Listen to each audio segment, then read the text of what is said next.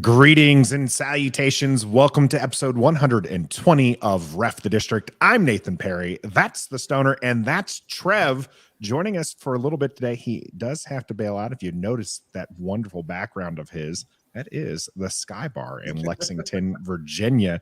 So, of course, we stream live here every Wednesday on YouTube, Facebook, and Twitter, where you can catch us at 7:30 Eastern Time in the evening, and that's apparently a very popular time to schedule the Sky Bar for a private event. So make sure you get with Trev sometime if you need to have your own private event there at Sky Bar. After we're done streaming, we put this out on your favorite audio platform, so make sure you check us out there as well. And for episode 120, we've got a doozy for you, as we've got 5 total topics and probably a sprinkling of a couple of more in here. But we got planned for you some of the rankings that have been going around and how Washington fares in those and how they are, in my opinion, underrated in both. We're going to be talking about the Sam Howell comments made within the last week and likening him to Colt McCoy. Our thoughts on that coming up in the cool down. For the game, it's who's next. Chase Roullier was cut. We're going to get everyone's thoughts on that because Stoner did release a video the day of the cut, and we're going to talk about who might be next on this roster to see the back of the see Washington in the rearview mirror, as we used to say. And then here in the warm-up, presented to you by Don't Sleep Energy. Go to don'tsleepenergy.com. Use the code REFTHEDISTRICT for 10% off your entire order. Don't Sleep Energy. Shop local. Get your energy right here in the DMV from Don't Sleep Energy. Nice. We're going to be talking about Jason Wright taking over football operations. Comets coming this week that happen to have that there. And we're also going to be talking about, as you can see if you're watching right now, the Andrew Luck tampering situation. So all that's coming up here on episode 120. Appreciate everybody in the chat here. We got EPP4, we got Rockman, Yam in the house, Redskin 007, Virgil as well. Yam says the new layout is interesting. Yeah, we're trying out a new layout here. Unfortunately, get the big screen of me, but we're trying, as always, to improve what we do and what we bring. But we appreciate the support and however it comes. So, gentlemen, Andrew Luck was reported. Let me give you a quick timeline of the situation. Give us the background. Most recent timeline. Okay. You're probably going to, Stoner's probably going to add a little tidbit into this, but the most recent, most important part. Yeah. Most recent timeline to this, John Keim posted an article on Saturday that notes that the team did try to pursue Andrew Luck when it was looking for a quarterback. Well, Jim Irsay sees this, the owner of the Indianapolis Colts, and tweets out that, hey, if any team approached Andrew Luck, that'd be clear violation of the NFL policy, and says that should be looked into, and encourages the NFL to look into it. Nikki J, Washington Post, come out, I think a day after this had kind of blown up, and they reached out, and no one from Andrew's Luck camp said that they were contacted. Right. So seems like this was pretty much a non-story, but it did blow up and cause a little bit of stir. And of course, Jim Irsay, not a huge fan of the Washington Commanders or Dan Snyder, seemingly wanting to get a little bit from this team. NFL does not treat tampering very lightly. They do not. So if Washington is deemed to have done something incorrectly, this could potentially cost a first-round pick next year. Yeah, that looks. If they did that, it's a little bit scary because it could definitely cost some picks. We saw it in Miami. Miami lost a first. They definitely lost their first rounder. They lost their first-round pick, yeah. And I think they lost a third rounder next year, because they were tampering with Tom Brady and Sean Payton, maybe. But it was definitely Tom Brady. So they got in trouble for that. And then this year, of course, Arizona got busted for tampering with Jonathan Gannon, the defensive coach for the Eagles, when he was not technically available to be interviewed, but they were contacting him. So, like you said, Nathan, the NFL does not take too kindly to teams illegally contacting non-free agents in the coaching and in the player ranks. So that's pretty interesting. With the Keim stuff, he just kind of said it in passing. That was the weird thing. He wasn't trying to say something nefarious. It was just a rando line in this Yeah. this otherwise long article on the Here's team the thing I backing never Sam got. Howell. Here's the thing I never got, and let me ask you guys this. They said that they pretty much contacted every single team for a quarterback. Mm-hmm. So what's the difference? If they had contacted Aaron Rodgers and Russell Wilson and Derek Carr and whoever, those guys are under contract. Why is that not tampering? That's what I didn't get about this whole thing. If they contacted Andrew Luck, if they did, which I don't even think they did, they probably just called Indy and said, "Is Andrew Luck available?" Yeah. And they said Is no. he They said Yeah. okay, and moved on. But even so, my question is, can't they get in trouble for tampering with Aaron Rodgers and Russell Wilson and Matt Ryan and all those quarterbacks that they said that they inquired about? That's what I don't understand. Maybe it's the time period, because isn't there a certain time period where you are allowed to talk to those kind of athletes that's not considered tampering? Maybe we spoke to him during the wrong time period, because I'm with you, Stoner. Like, that's the same thing as trying to inquire about Lamar Jackson or Aaron Rodgers or Russell Wilson or Derek Carr, or anybody who was potentially a free agent or available for trade. So maybe I guess the time period. I don't know, but I think that it's more than likely probably hyperbole to say that Washington contacted every team. And of course, this went as far as like they even inquired for Patrick Mahomes. And I think that this is just along those lines. And it's maybe an urban legend at this point that they've gone this far. You can tell anybody who is familiar with Andrew Luck these days can tell. I mean, if you see the picture here on the stream right now, he is not in football shape. This is a guy who's happily enjoying his retirement.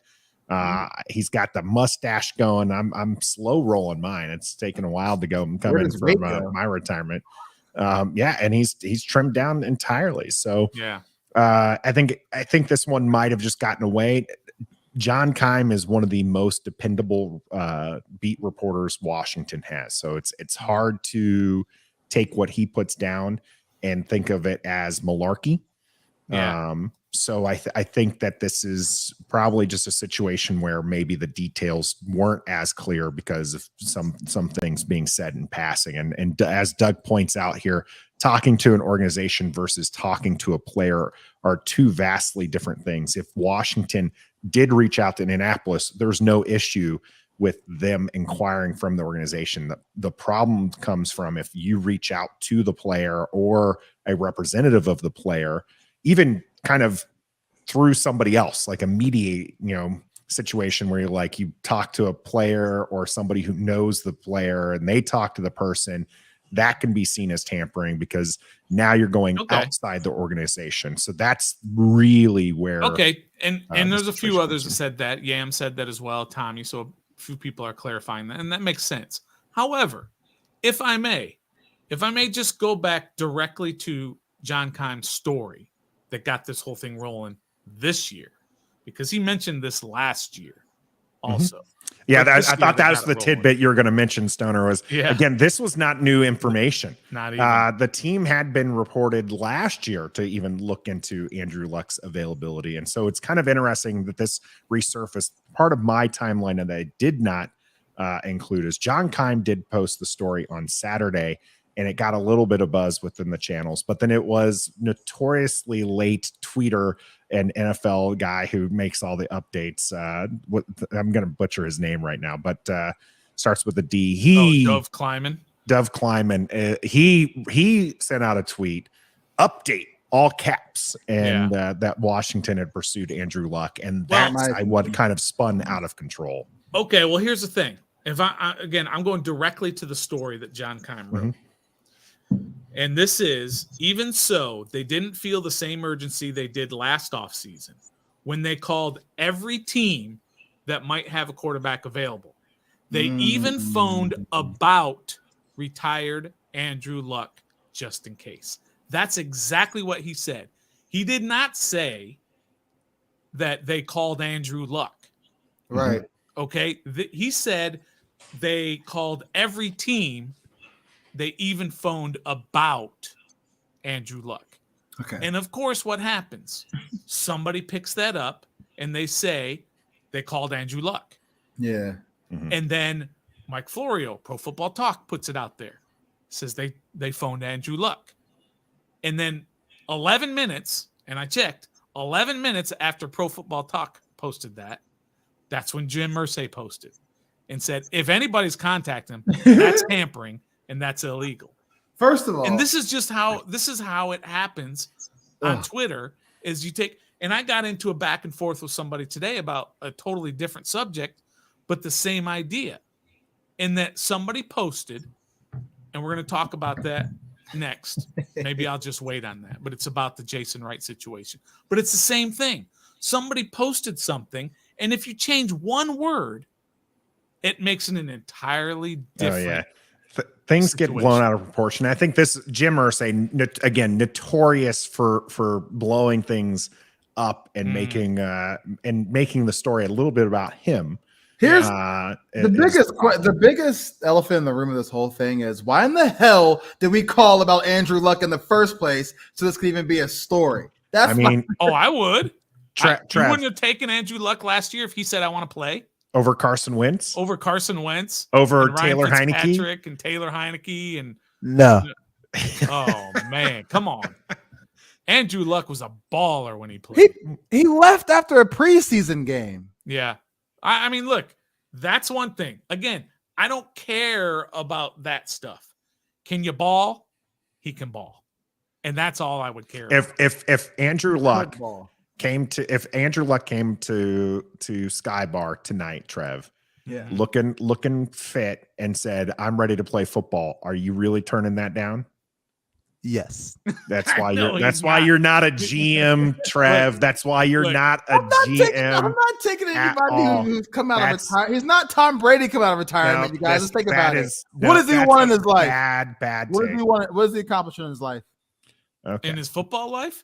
I mean, he was really darn good. He went to he was a good quarterback. You know it. Did he go to the AFC Championship or did he go to the game before? Mark Sanchez has been to the AFC Championship. I don't want to hear that. Well, I know. I'm just saying that he had a great season, took his team to the AFC Championship, and should have won that game. That was the game that they were up like 30-6. I don't know what the score was. I don't want that. It was a historic comeback that was not his fault. It was the defense's fault that they blew. I don't want that.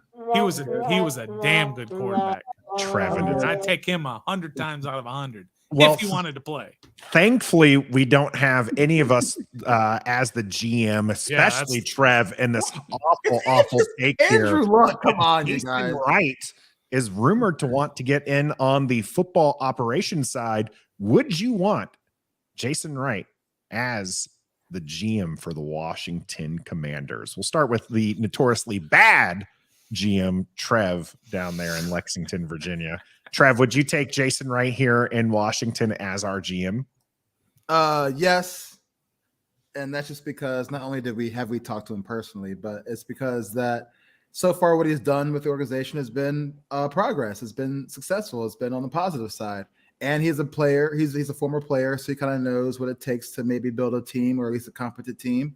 Mm-hmm. And I think the way he's being aggressive about getting the sale done and about changing the culture would probably translate into football operations. I mean, I know it's been out there. He's saying that maybe he would have gone after Lamar Jackson, or at least maybe tried a little harder than we did, and maybe not been so adamant saying, no, we're not going to do that as one of the top 5 quarterback needy teams in the NFL. So, I mean, I think it'd be okay. It's worth a shot. If we can bring Marty in there, then might as well give Jason Wright a shot. He's been there for a while. He's a former player. He's aggressive in what he wants to do to be a business person. So I'm all for it. Now, in this interview that he had with The Athletic, he did say that he is interested in football operations doesn't mean Washington or doesn't necessarily want Washington. So it's not like he's trying to angle for the job here. Right. But Stoner, you took the time, listened, argued with people on Twitter and everything. What do you make of this? Or again, another kind of non-story here on Jason Wright, the GM. As much as I like Jason Wright, he's had some bad things that have happened in his current position. And as much as I like him, I would not want him to be my football ops guy for the very simple reason he doesn't have any experience doing that. I wouldn't want to take him from having never done that job, never done anything close to that job. He's not in football ops now in any way. He's completely separate. I do not want him coming over and all of a sudden being in charge of the football ops. I wouldn't mind if maybe he was the vice football ops guy or the the assistant football ops guy. So somebody else who has experience is doing it. But no, I would not want him. However, again, going back to that whole tweet deal, is it got spread around again that Jason wants to be the Washington Commanders head of football ops. Oh my God. He never said that. He never ever said that. And here's the tweet. This fan base. Talking to people around and this is somebody that says we want Dallas. Yeah. Okay, this is their tweet. Oh, he has a blue check mark. He has a blue check mark. Good for him. Talking to people. Where's my applause button? Yay, he's got a check mark. Woo. Talking to people around the league, they've gathered that Jason Wright wants to take over the football operations here. Okay? Now, what they didn't say in that exact same article, okay, because this is by Mike Jones in The Athletic, in that exact same article, Jason specifically said, someday I would like to be in charge of football ops, but not here in Washington. I've got enough going on right now. He specifically said, not in Washington. I've got But this person, this We Want Dallas blue check mark, hooray for you Twitter guy, left that part out and just said other people say that Jason wants to do that. But Jason himself says, I do not want to do I think that That's comes huge. from the Mike Jones conversation.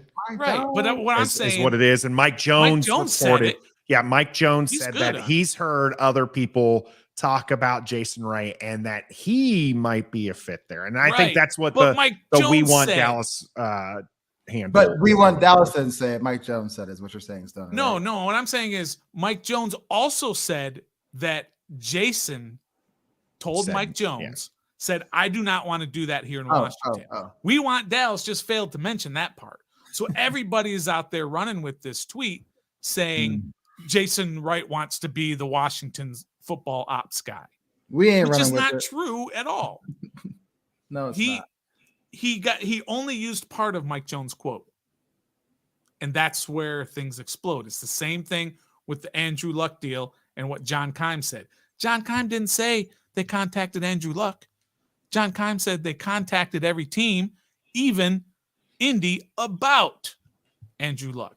Yeah. But all you have to do is put it out there, and for somebody with a blue check mark, the Dove Klymans, the We Want Dallases of the world, and they just spread misinformation. Tracking We Want Dallas right We now. Want Dallas. I don't know who it is. Does anybody know the We Want Dallas guy? But he needs to clean up his act. Sometimes the stuff he's reported has kind of been true. So I've kind of dude.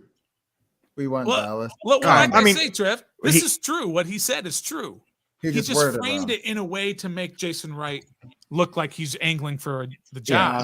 From what I've seen from the We Want Dallas handle is that they tend to just gather the content from around and kind of put it in their own words and then push it out. And sometimes it's in a manner that grabs the attention of people and people run with it. And that's fine. Can I just say also, it is Twitter in a nutshell. About We Want Dallas. He has half the followers that good old Ref the District has. So. Okay. Well, let's not get into and he has not even come on.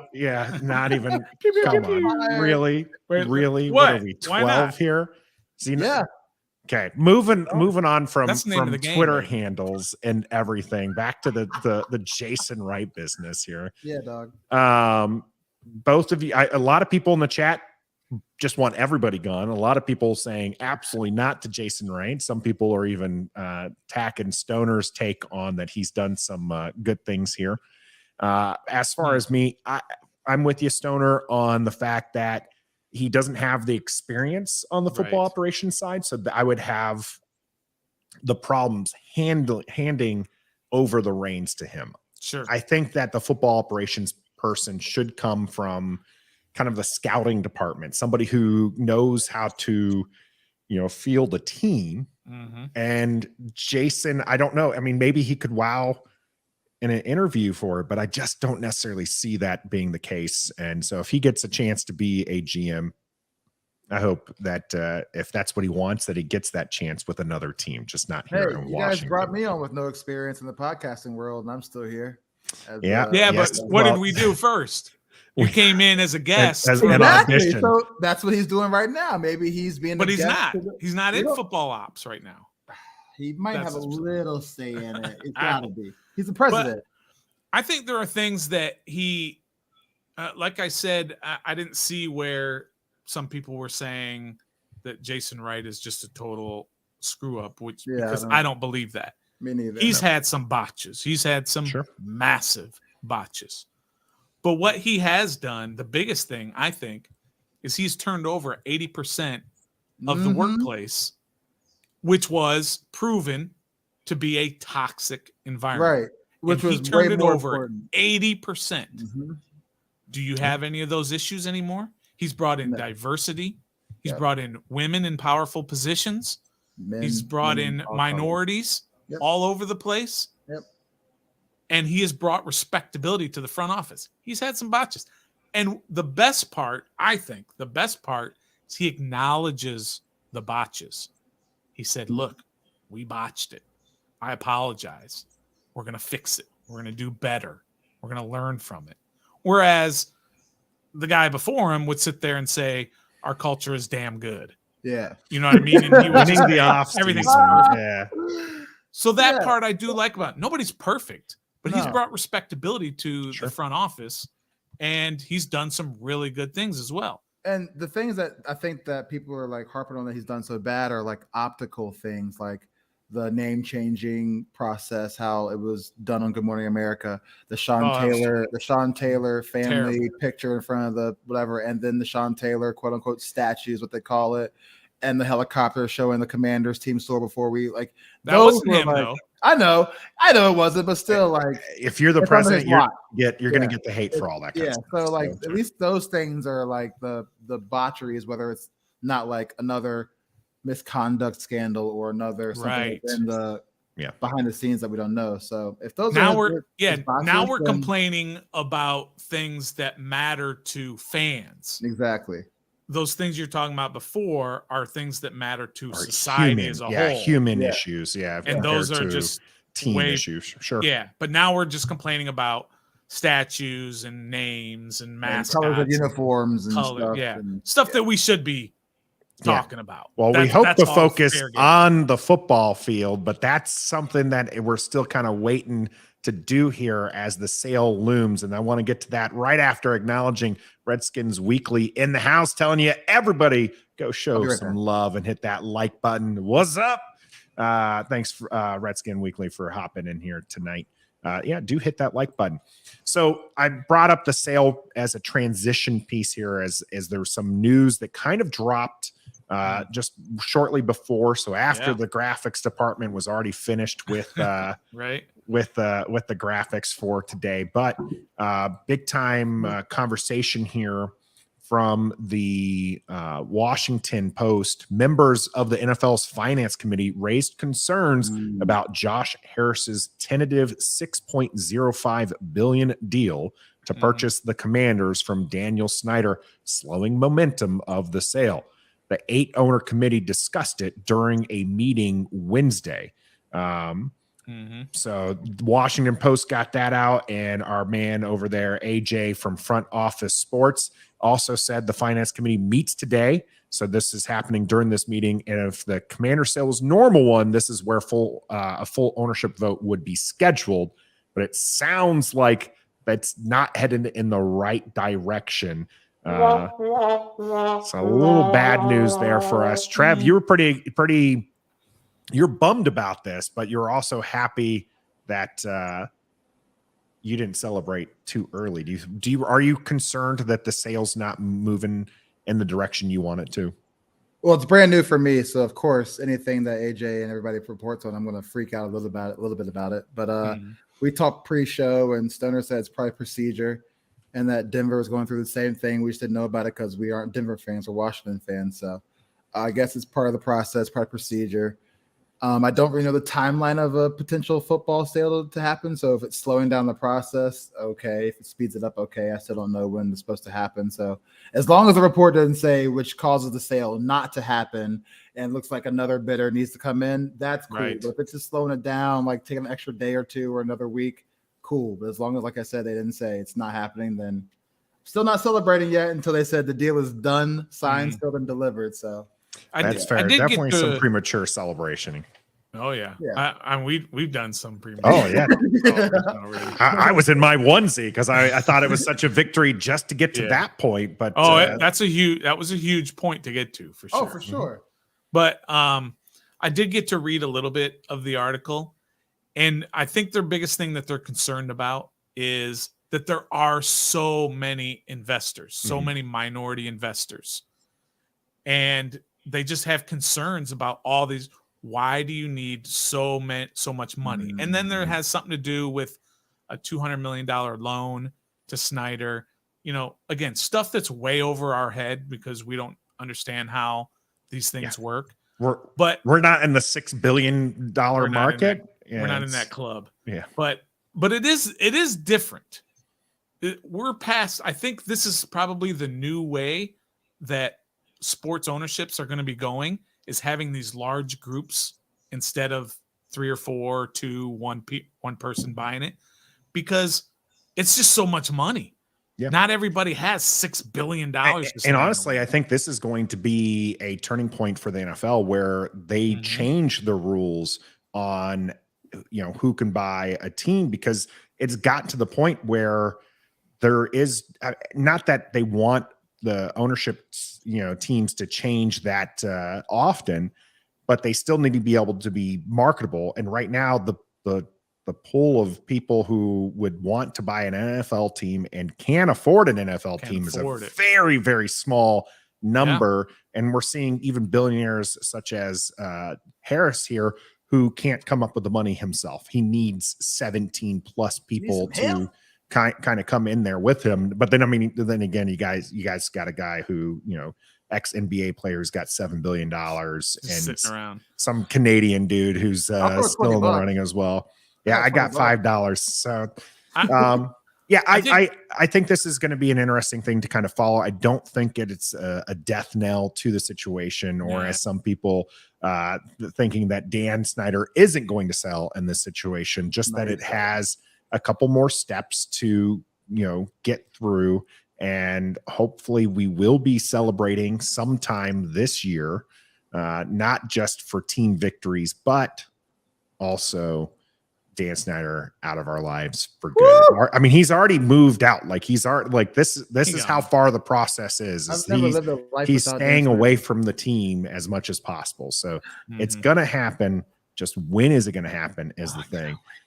Yam's not going anywhere. We can trust Yam's going to stay here. Apparently he had a switch up with his classes, so he'll be staying with us. And I want you to stay with us as well as we go over Chase Roullier being cut from the team and who is next. All that's coming up right here on The Game. The Game is brought to you by Pacers Running Stores. Pacers has 5 stores in Northern Virginia and DC. For the best running footwear, apparel, and gear, just stop by or schedule a virtual fitting with the best running experts in the business. Pacers Running exists to help as many people as possible through running. For every run, it's Pacers Running. I got to get back with Pacers Running. I got to do another virtual fitting, make sure I'm in the right pair of shoes, because I'm telling you, I've been doing a lot of walking and my shoes feel great. But I know that shoes only get, you're only supposed to wear them like 500 miles when you're talking about running shoes or walking shoes. Yeah. And so I'm probably getting near there at a half mile increments at a time. So I'll make sure I head out to Pacers online or check out one of their 5 DMV stores to make sure I get the right pair of shoes for my walking needs. Speaking of walking papers, Chase Roullier got his walking papers, an expected move that happened this offseason and happened right after the draft here. Stoner, you gave your thoughts in a well thought out video on our channel earlier. People can check that out, but we're going to be talking about it here now as well to get Trev's thoughts first on Chase Roullier and his departure. Kind of saw it coming once, we signed Nick Gates, guard center from the New York Giants. Then we go and draft one in the 3rd round. We re-signed Tyler Larson, who's a pretty good center for us too at some point. And I think there's somebody else we have back behind him as well that might be a potential. We have a lot of centers is what I'm saying. So great center when he was healthy. Keywords is when he was healthy. He just couldn't stay healthy toward the last few years with us. I didn't realize he was with us for 6 years. That's wild. I didn't even realize that. I think you don't realize it because of how much time he's missed. Yes, exactly. The problem. So, and he got injured right after a deal too, because he's a 6th round rookie. They signed him to an extension, and then he just had 2 injury shortened seasons. Unfortunate, but some people ask why not Tyler Larson instead. It comes down to money and cap. We obviously want to make some more money and bring in somebody else or do something this summer probably. So he's got to go. It is what it is. Thank you for your 6 years. Like I said, when you're healthy, you're a great center. But when you're not, we lack continuity, and you can't win in the league without continuity on the offensive line. So he didn't help us with that. Good guy, great heart, but we need healthy players. Yeah, and definitely this is the part where the business side strikes, and you don't really like this when you get really into the players and what they bring to the community. And Chase did some great things, especially with the hog farmers. But when you're not on the field, it's hard to keep you around, and especially when the cap savings is as extensive. This is a post June 1st cut here, so it's going to be upwards of $8 million that Washington saves, and that business side just says that's the right decision.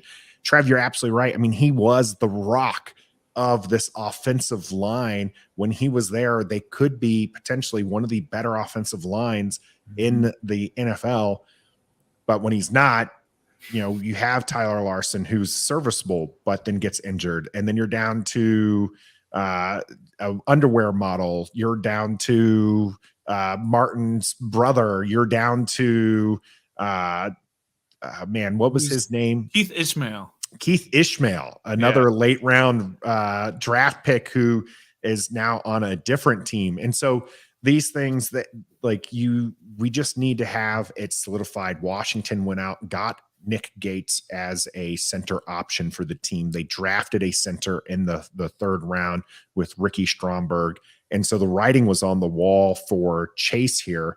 And hopefully he'll latch on. Of course, he's going to be looking to sign somewhere in June because of the designation for him. But this is kind of a no-brainer, right, Stoner? Yeah, I think sometimes we don't really fully understand what goes on behind the scenes. We have no idea. Maybe they did try to work out some sort of extension, or maybe not an extension, but just redoing his contract so that it wouldn't cost so much against the cap based on 2 years of injuries. And maybe he just didn't want to do that. Maybe he wanted to go try somewhere else, live somewhere else, do something different. You never know what the family situation is. If maybe the family wants to go somewhere else, who knows what's going on behind the scenes. But if you just look at it straight up, did cutting him make this team better? Not necessarily, but I think in the long run, it will, because they're going to be able to use that money to maybe get that linebacker that's needed, to maybe get a left guard, to maybe get a tight end or whatever, somebody, because not only Chase Roullier was cut with a post June 1st designation, There's going to be plenty more of those guys popping up here. Those guys who are going to be able to fit that linebacker spot, tight end spot, left guard spot, whatever. Yep. So now you have the money because Washington didn't have the money. I think they had like $3 million.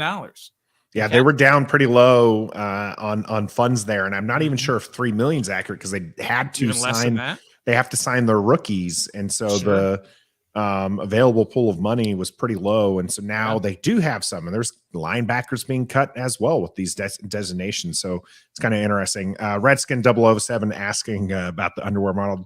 John Toth was a male model, so.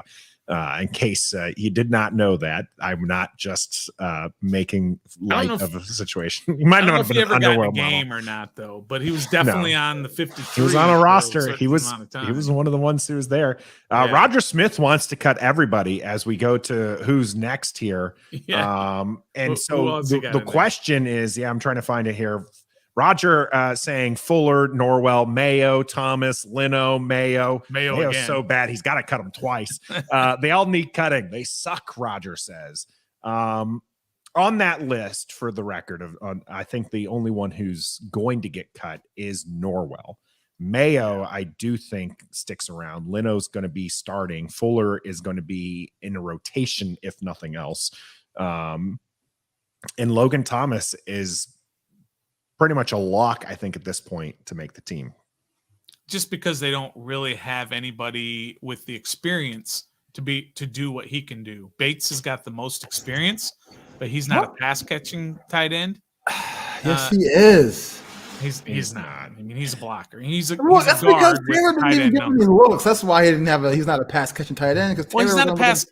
Trev, he doesn't have the talent to be a productive. We don't know that because Taylor only threw to Terry McLaurin. That's it. Trev, they know that's why they didn't run a bunch of plays for him. You remember the screens they ran for him and how we were screaming at the team? That's not John Bates' problem if somebody calls a screen for an offensive lineman / tight end. That's not our problem. Okay. But again, they see him every day. They know what I do too. Okay. His skill set is not as a receiving tight end. He's not the offensive tackle that Stoner makes him out to be. But he's not. He is. I called him like the wish or die. I gotta go. I love you guys. All right, love you too, Trev. Have a good Andrew night. Norwell is the next person getting cut, by the way. Andrew Norwell or Trey Turner, one of those. So, peace, Trev. Love you. While Trev leaves us here for the Sky Bar, we do have a replacement Trev to put up into his box there. Only because I didn't know that he wasn't going to be here until about 15 minutes before the show, and so I'd already created all the graphics. The graphics department wasn't going back and redoing them all. They left. You need to have their hours on Wednesdays. You need to change the graphics department hours so that they're here later. That's the live show. I guess so. That's do some live switching up. But as jokes aside, for those on the audio listening side of this house, we do have a picture of Trev doing an excitement face where his box normally would be. Andrew Norwell being the next cut. That's Stoner. That's 100%. Yeah, it is. I believe the only thing that's delaying this cut is his health. So they need to make sure that has a healthy designation before the cut. Otherwise, they're still on the hit for the money side. So, against the cap or just money in general? Like would it against the cap, or they just have to pay him out because it's an injury designation? I think it could be both. I'm not. I'll have to look into it further. But from my understanding, that is the reason why. He's still here because honestly, he would have been before Chase Roullier. I mean, the coaches have talked about the offensive line, and every time they talk about the line, even the backups, they never mention Norwell. They have to be reminded that Norwell is technically still on the roster. That's how you know. Well, I mean, you also know you watched him play last year, and sure, he's not good enough, so he's gone for sure. Just depends on when and what sort of designation he gets. Gus Bus asking, was Norwell our most effective guard last year? I'm pretty sure, Gus Bus, you tell me Wes Schweitzer was the most effective guard Maybe or maybe not, but did we have an effective guard? Yeah, I think at points we've had, but I don't think effectiveness was a strong suit of the guard. Maybe Sam Cosme in his time there, as he's going to be starting here for the team this year. Norwell, clear cut, no issues there. Mm-hmm. Who is going to be a surprise cut, Stoner? Who do you think's going to be that one that just is like, wow, did not see that one coming? Well, if it's a did not see that coming, then I would probably go with a Charles Leno. But the only problem is it would really take a big move to replace him, because really they don't have anybody on the roster who can replace him. You're not going to put Braden Daniels there, who played left tackle at times in his college career. You're not going to put the 4th round rookie for Sam Howell's blind side. So that would be a wow, unless, again, somebody becomes available. Remember, Charles Leno was signed to this team as one of those late offseason cuts prior to training camp. That's how they got Leno in the first place. But that would be a wow to me, just because of his position that he plays and his importance to the team right now, based on what they have. Yeah, I think other guys I don't think are wows, because we've talked about them possibly being cut. I think on the Leno front that the thing that is kind of concerning there, if he were to be cut, maybe not concerning me, if Braden Daniels beats him out in camp and they're like, yeah, we can let Leno go loose, that is a wow. And maybe not so concerning, but the depth I don't think is there. Lucas being a left tackle, Wiley being your right tackle, and then Braden Daniels kind of filling in. Like, who else is out there, of Leno's caliber? This guy started and played every single offensive snap last year for the team. And so dependability, we just talked about Chase Roullier and the fact that he couldn't get on the field. Well, Charles Leno's been on the field for the last few years for Washington and has been dependable. Maybe not great, maybe not outstanding, but dependable. And I think that Washington needs that. And I think that moving to an Eric Bieniemy, offense, maybe he does turn into more than serviceable. And so that's why I think that's where I think you're right. Leno would be a kind of a surprise cut, a wow cut, and it may be just also not a smart cut for the team. Who would be a wow for you? Well, I'm going to bring up a wow, even as a joke. Redskin 007 here saying Cam's curl will be cut. Quickly, given the LOL joking there. Yeah, that would be a pretty big surprise. As far as, you're right, I mean, a lot of these names we're kind of talking about as far that would be a surprise, but I would say that Logan Thomas at this point, to me, is a lock. And it's not just because, they don't really have the experience there, but the team seems to be pushing him up front. They're doing interviews with him. There's videos of him leading the team and being kind of a team captain. So at this point, even though a lot of us, the two of us included, thought that he could have been a cap casualty at the beginning of the offseason, at this point, I don't think I just can't see it. Well, they haven't done anything to address the tight end room. Yeah. To address, that position, the starting, experienced, dependable tight end. I mean, that's what he is. He's not great. He is dependable. I know you and EP like to talk about his drops all the time, and EP likes to talk about those drops. Really does.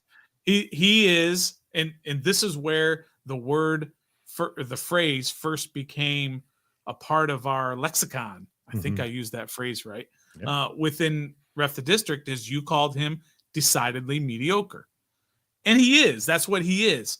But you don't have anybody else on this team that is to that level, decidedly mediocre. Yeah, even just mediocre, not even decidedly mediocre, just even barely mediocre. You have a lot of potential, but there's a billion guys in the NFL that have a lot of potential who don't live up to it. So Armani Rogers, we saw he has a lot of potential. Cole Turner, who dominated training camp last year, has a lot of potential. That doesn't mean it's going to be fulfilled. So Logan Thomas, you know what you're going to get. Sure. As long as he stays healthy. He's going to give you some 40 to 50 catches probably and 500 to 600 yards receiving. That's what you're going to get from him. And you don't have that anywhere else on your roster right now. To be fair, like even that would probably be excessive when you're talking about Terry McLaurin, Jahan Dotson, Curtis Samuel. You know, maybe Gibson steals some of those. Sure. And you've got even De'Ami Brown maybe, emerges as a pass catching talent for Washington. So I just don't know that you're necessarily going to rely on the tight end. I know a lot of people point to EB's offense being kind of a tight end friendly offense. So it'll be something that we'll watch out. But that'd be the biggest surprise for me. There are a couple of good options here in the chat right now. Corey hoping Joey Slye gets the pink slip there. What do you think about changing out the kicker? Didn't he just get an extension? A 1 year deal. Last year? Oh, it's just a 1 year? I mean, not an extension. Maybe it was just a deal. Yeah, he was just, I'm pretty sure they just picked up the option for him. They just signed him for back for this year, like a future deal. Well, you bring somebody into camp to battle with him, and kickers are different than most any other position. You can literally find a kicker walking the streets. I'm not saying that there are out there, but not necessarily going to find the Hall of Fame kicker that way, but you can find a lot of the kickers in the league have been passed around. I mean, look, Washington's cut a lot that have ended up elsewhere. Sure. But Kai Forbath was still kicking kicks within the last season or two. So, I mean, you can find these guys just kind of roaming the street. So if they just brought some guy in that's roaming the street and he's kicking better than Joey Slye, then sure. You throw Joey Slye overboard quicker than anything if you find that guy. But don't do like they did a couple seasons ago when they had, who's the guy out with the Chargers now? The kicker who was here for a few years. Oh man. Why is his name escaping me? I'm the starting kicker for the Los Angeles Chargers. Lord, why did somebody help us out in the chat here? I'm gonna look it up here. Chargers kicker forever. But you remember how that went down? Well, now they got Cameron Dicker, but who's it before? No, he moved on. He went to like 3 different spots. Nobody in the Hopkins. There you go. Hopkins. There we go. Dustin Hopkins. Good Lord, why can't you remember that name? Thank you, Dougford and Caleb coming in strong here. Not Josh, but that's okay. But anyway, he was here for a few years, and then all of a sudden, out of nowhere, they cut him in the middle of the year. But they didn't have anybody in the weeds or backing up, ready to jump in. They had to go find somebody like in the middle of the week. And they were going through guys who had never kicked. And remember the first guy who came in and he kicked one into the back of an offensive lineman. And you know what I mean? I mean, it was a disaster. 3 blocked he had 3 blocked kicks in 2 games. It was 2 extra points and a field goal block in 3. It was blew it. Insane. But awful name for a kicker too, by the way. Blew it. Oof. So if you have a guy in the waiting who is better than Joey Slye, go for it. But don't cut him and then say, let's go find a kicker. That's not the right. I still don't understand why they did that. There had to be something behind the scenes with that. Another option for you, Stoner, being discussed in the comment section right now. All right. Antonio Gibson. Washington goes out, gets another running back for Eric Bieniemy. They've got a couple other cheap options on there. Could Gibson be shown the door as they move in a different direction? No. And here's why. What is the guy costing you? He's a third round pick. Yeah. $1.5 million against your salary cap. So what's the purpose of cutting him? Trading him for a 5th rounder. Now maybe we're talking here. But just cutting him for nothing in the last year of his deal when he needs to have a good season in order to get another contract with somebody. No, they're not going to save any money against the cap for Gibby. I understand maybe his role is reduced, but cutting him, adapted, Now, I don't see that one at all. Because again, the only reason you're cutting people right now is for salary cap reasons. I mean, if you had your druthers and you didn't have to worry about a salary cap, you're not cutting Chase Roullier. You're probably not even cutting Norwell just because you want to see if he could be a depth piece. But you're not cutting all these guys that we've talked about. Fuller. You're not cutting Mayo even. You're not cutting Logan Thomas if you don't have a salary cap. So Gibson doesn't count anything against the cap, so hardly anything. He's going to be here. That's a good one. That's fair. Big Simple in the house. Appreciate you jumping in here. Caleb asking about Cornelius Lucas as a potential cut option for Washington. I do think that the offensive line is kind of one of these areas where they do see the potential to see it being reworked. But it's also one of those areas, Stoner, where you don't want to cut too deep because if you need those players, there's a bigger drop off going from a Cornelius Lucas to a guy, like Braden Daniels, who's a 4th-round rookie. So, do you think Lucas or another offensive line piece could be on the axe? Cornelius Lucas is a good one. I mean, he has a role. He's not terrible. He comes in and he provides good depth. He's very comparable to Schweitzer. Sorry, Gus Bus, but he can play guard. He can play tackle. So position flex. Yeah, so he's valuable. However, he does have almost $4.5 million cap hit. If they cut him, it's less than $1 million. So there's another $3 million that could be saved on potentially upgrading your offensive line. Let's say you cut him, you cut Norwell. I don't know what Norwell's is. Maybe it's a $4 million savings as well. So you got $7 million, you got Roulier's $8 million. Now all of a sudden you've got $15 million that you could put towards a left guard. Or you can put towards re-signing Cam Curl. Re-signing,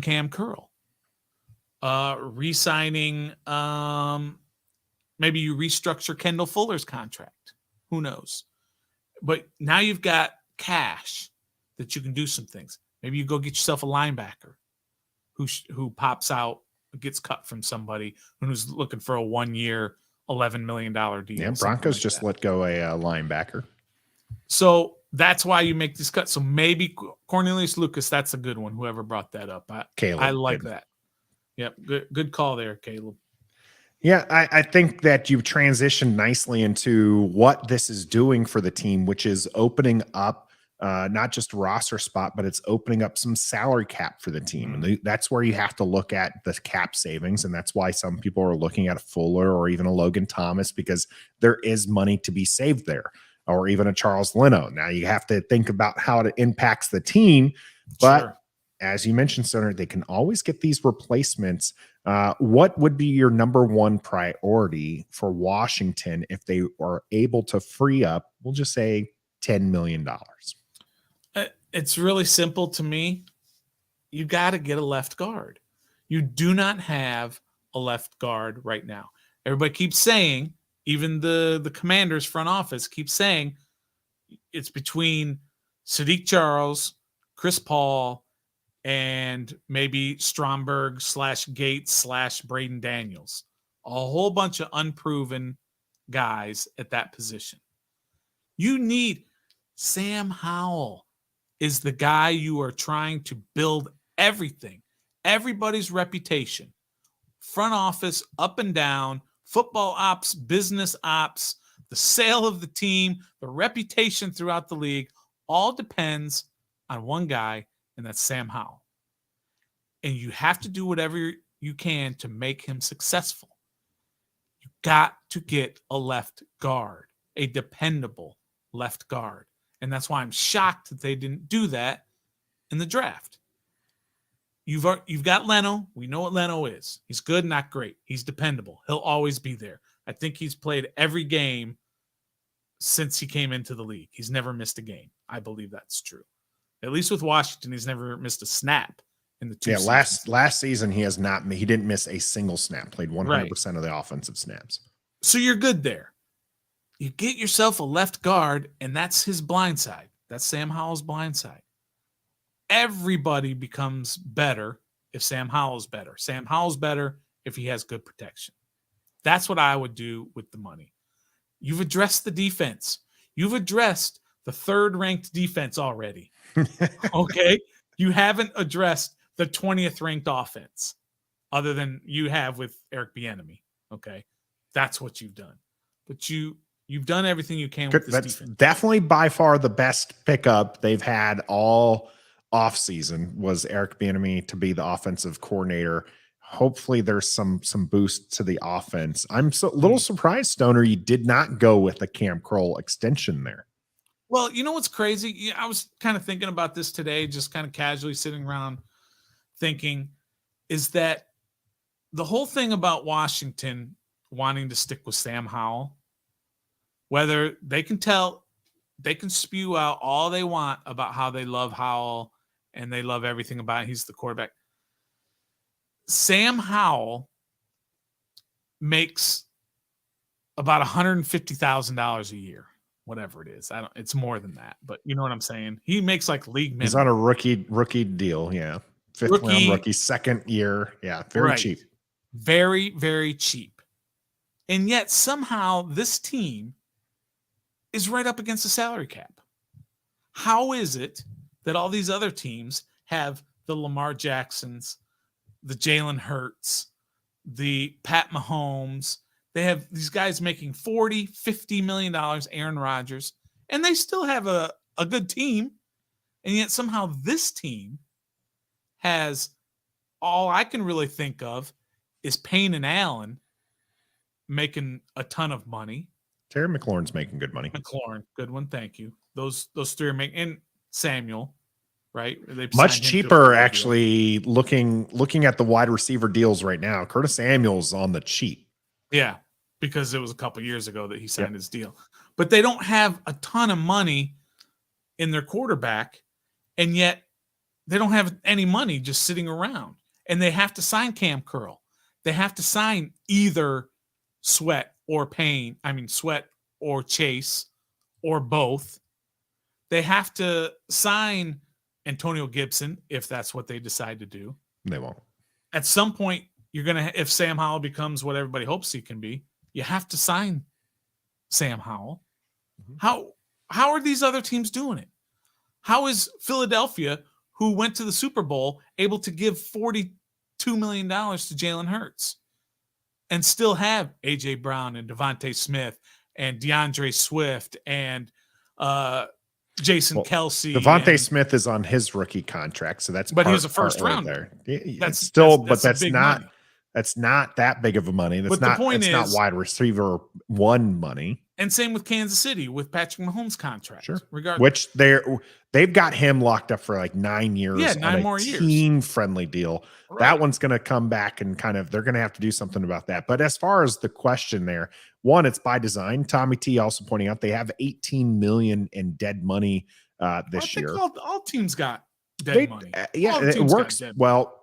Washington's made some bad decisions. What's $18 million coming back to haunt them out of the $200 and some odd million the cap is? Yeah. Is that 5%? You don't think the Eagles have 5% in dead money sitting around right now? I bet they do. I bet they have $10 to $20 million somewhere in there. It's just a question that I don't understand how it is that these other teams can do this, can re-sign Lamar Jackson for $185 million guaranteed and paying him $55 million this year. And I know it's like it's a certain amount this year and it's more the next year and way more the next year, but they're doing it. But Washington, we're sitting here with basically 3 good players under contract: Payne, Allen, and McLaurin. And that's it. And yet we're up against the cap. Why is and we still got to sign Curl, and we got to sign Payne, Sweat, and Chase possibly. That doesn't make. This is why I don't get it. We've got the cheapest quarterback in the NFL, the absolute cheapest quarterback in the NFL, and yet we're up against the cap with guys to sign. Doesn't make sense to me. I don't get it.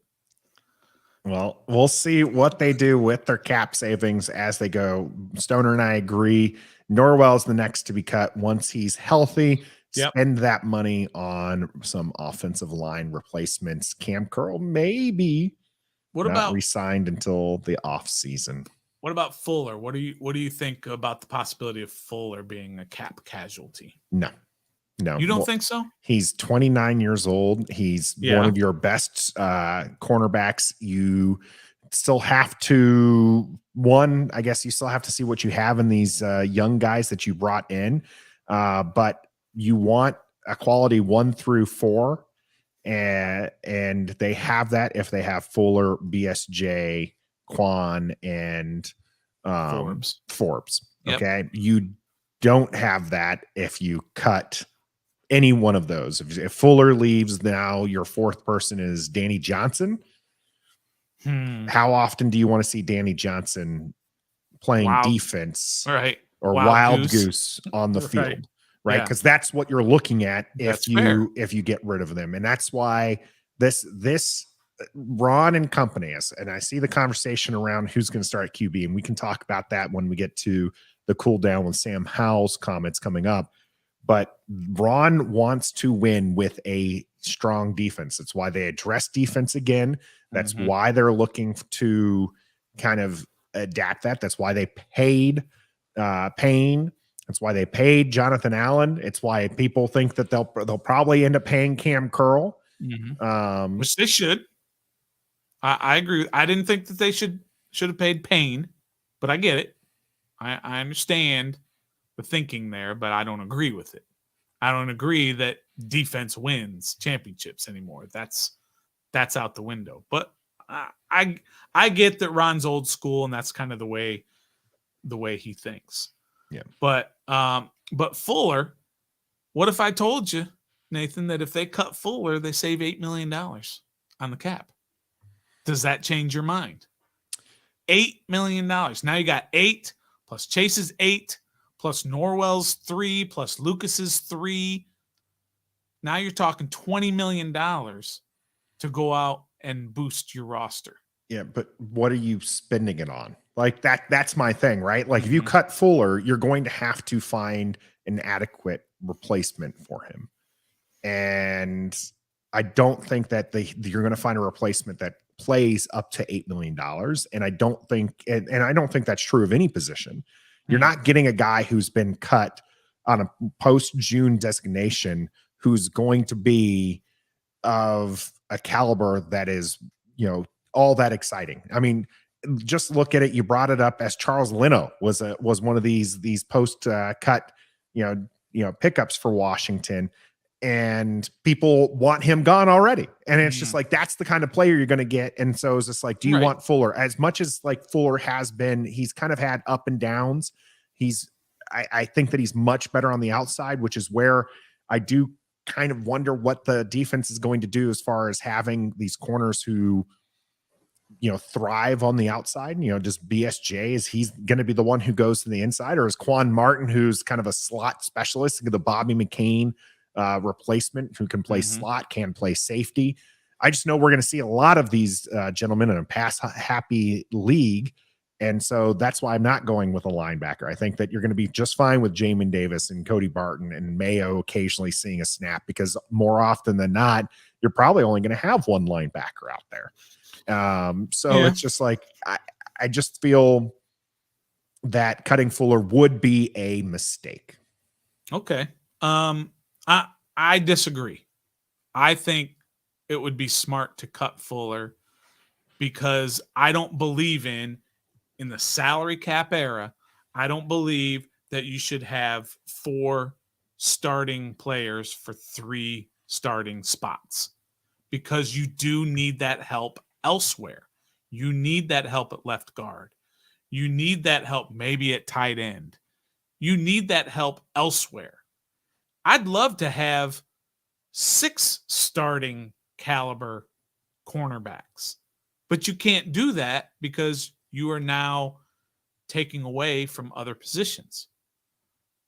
So that's why I didn't understand the draft to begin with. I didn't understand the 2 corners being picked up in the first 2 rounds because you're neglecting other positions. Sure.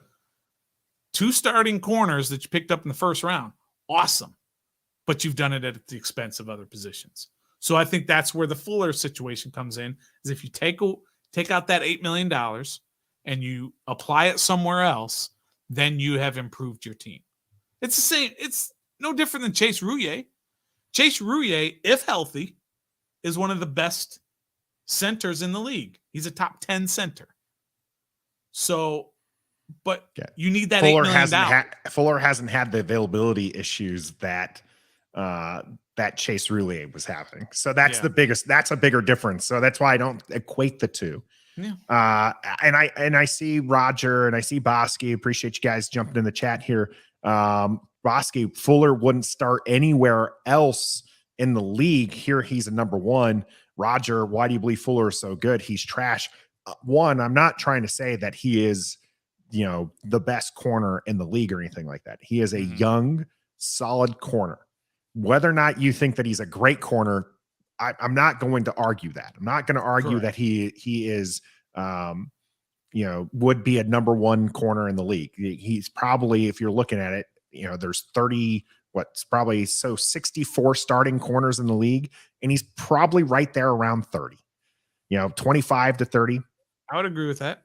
And, that I'm okay with that. Like, that's fine. You have, that's what you're getting for $8 million this year. And you drafted a couple guys that you're hoping will be his replacement. But this guy, again, is a young guy. He's entering his prime. He's shown flashes that he can be, a top, 10 to 15 type corner at times. Just a few years ago, I lamented the fact that they traded him to the Chiefs. I was happy when they got him back. And, he's been more than serviceable here. He's struggled when they tried putting him in the slot. And I think that we're going to see that again, where if they put him in the slot, we're probably going to see some struggles. And so that's, I don't want that though. That just, if that's the way they decided to go instead of cutting him, that's just bad coaching then. As far as Marty and the GM and the team building, it's smart to keep Fuller. Like I said, your 1 to 4 have to be sharp, and they've got a sharp 1 to 4. Let Danny Johnson be 5. Let Wild Goose be 6.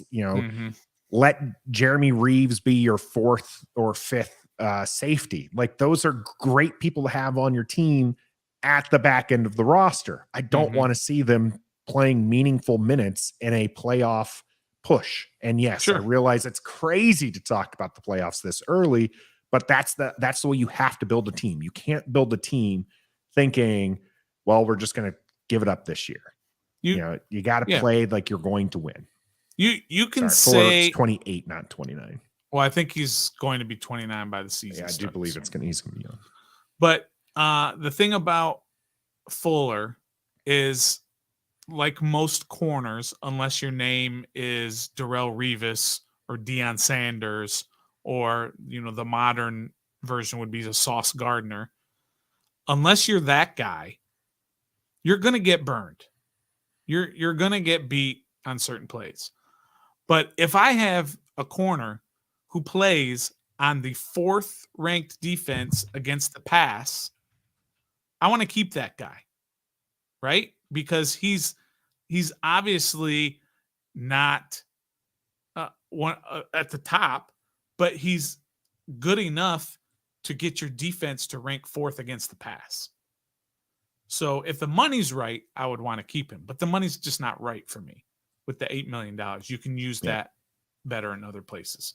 Sure. But the defense was fine with him. Yeah. He's going to get Jalen Ramsey get burnt. So, they all do. Think about Trayvon Diggs, right? He gets beat Stephon all the time. Gilmore got absolutely posterized by Terry McLaurin. It happens. Yeah. But what is your consistency? Jair Alexander as well. I'm just looking at the list of what people consider the top, and it's a list of people that Terry McLaurin's just absolutely burnt. So it's just great to have there. I'm going to look up who's the number 1 defense against the pass. By the way, Kendall Fuller being listed at 32 on this particular list that I happen to be looking at here, which is perfect. Pro Football Network. Yeah. And that's That's a top 32 is a number one in this league.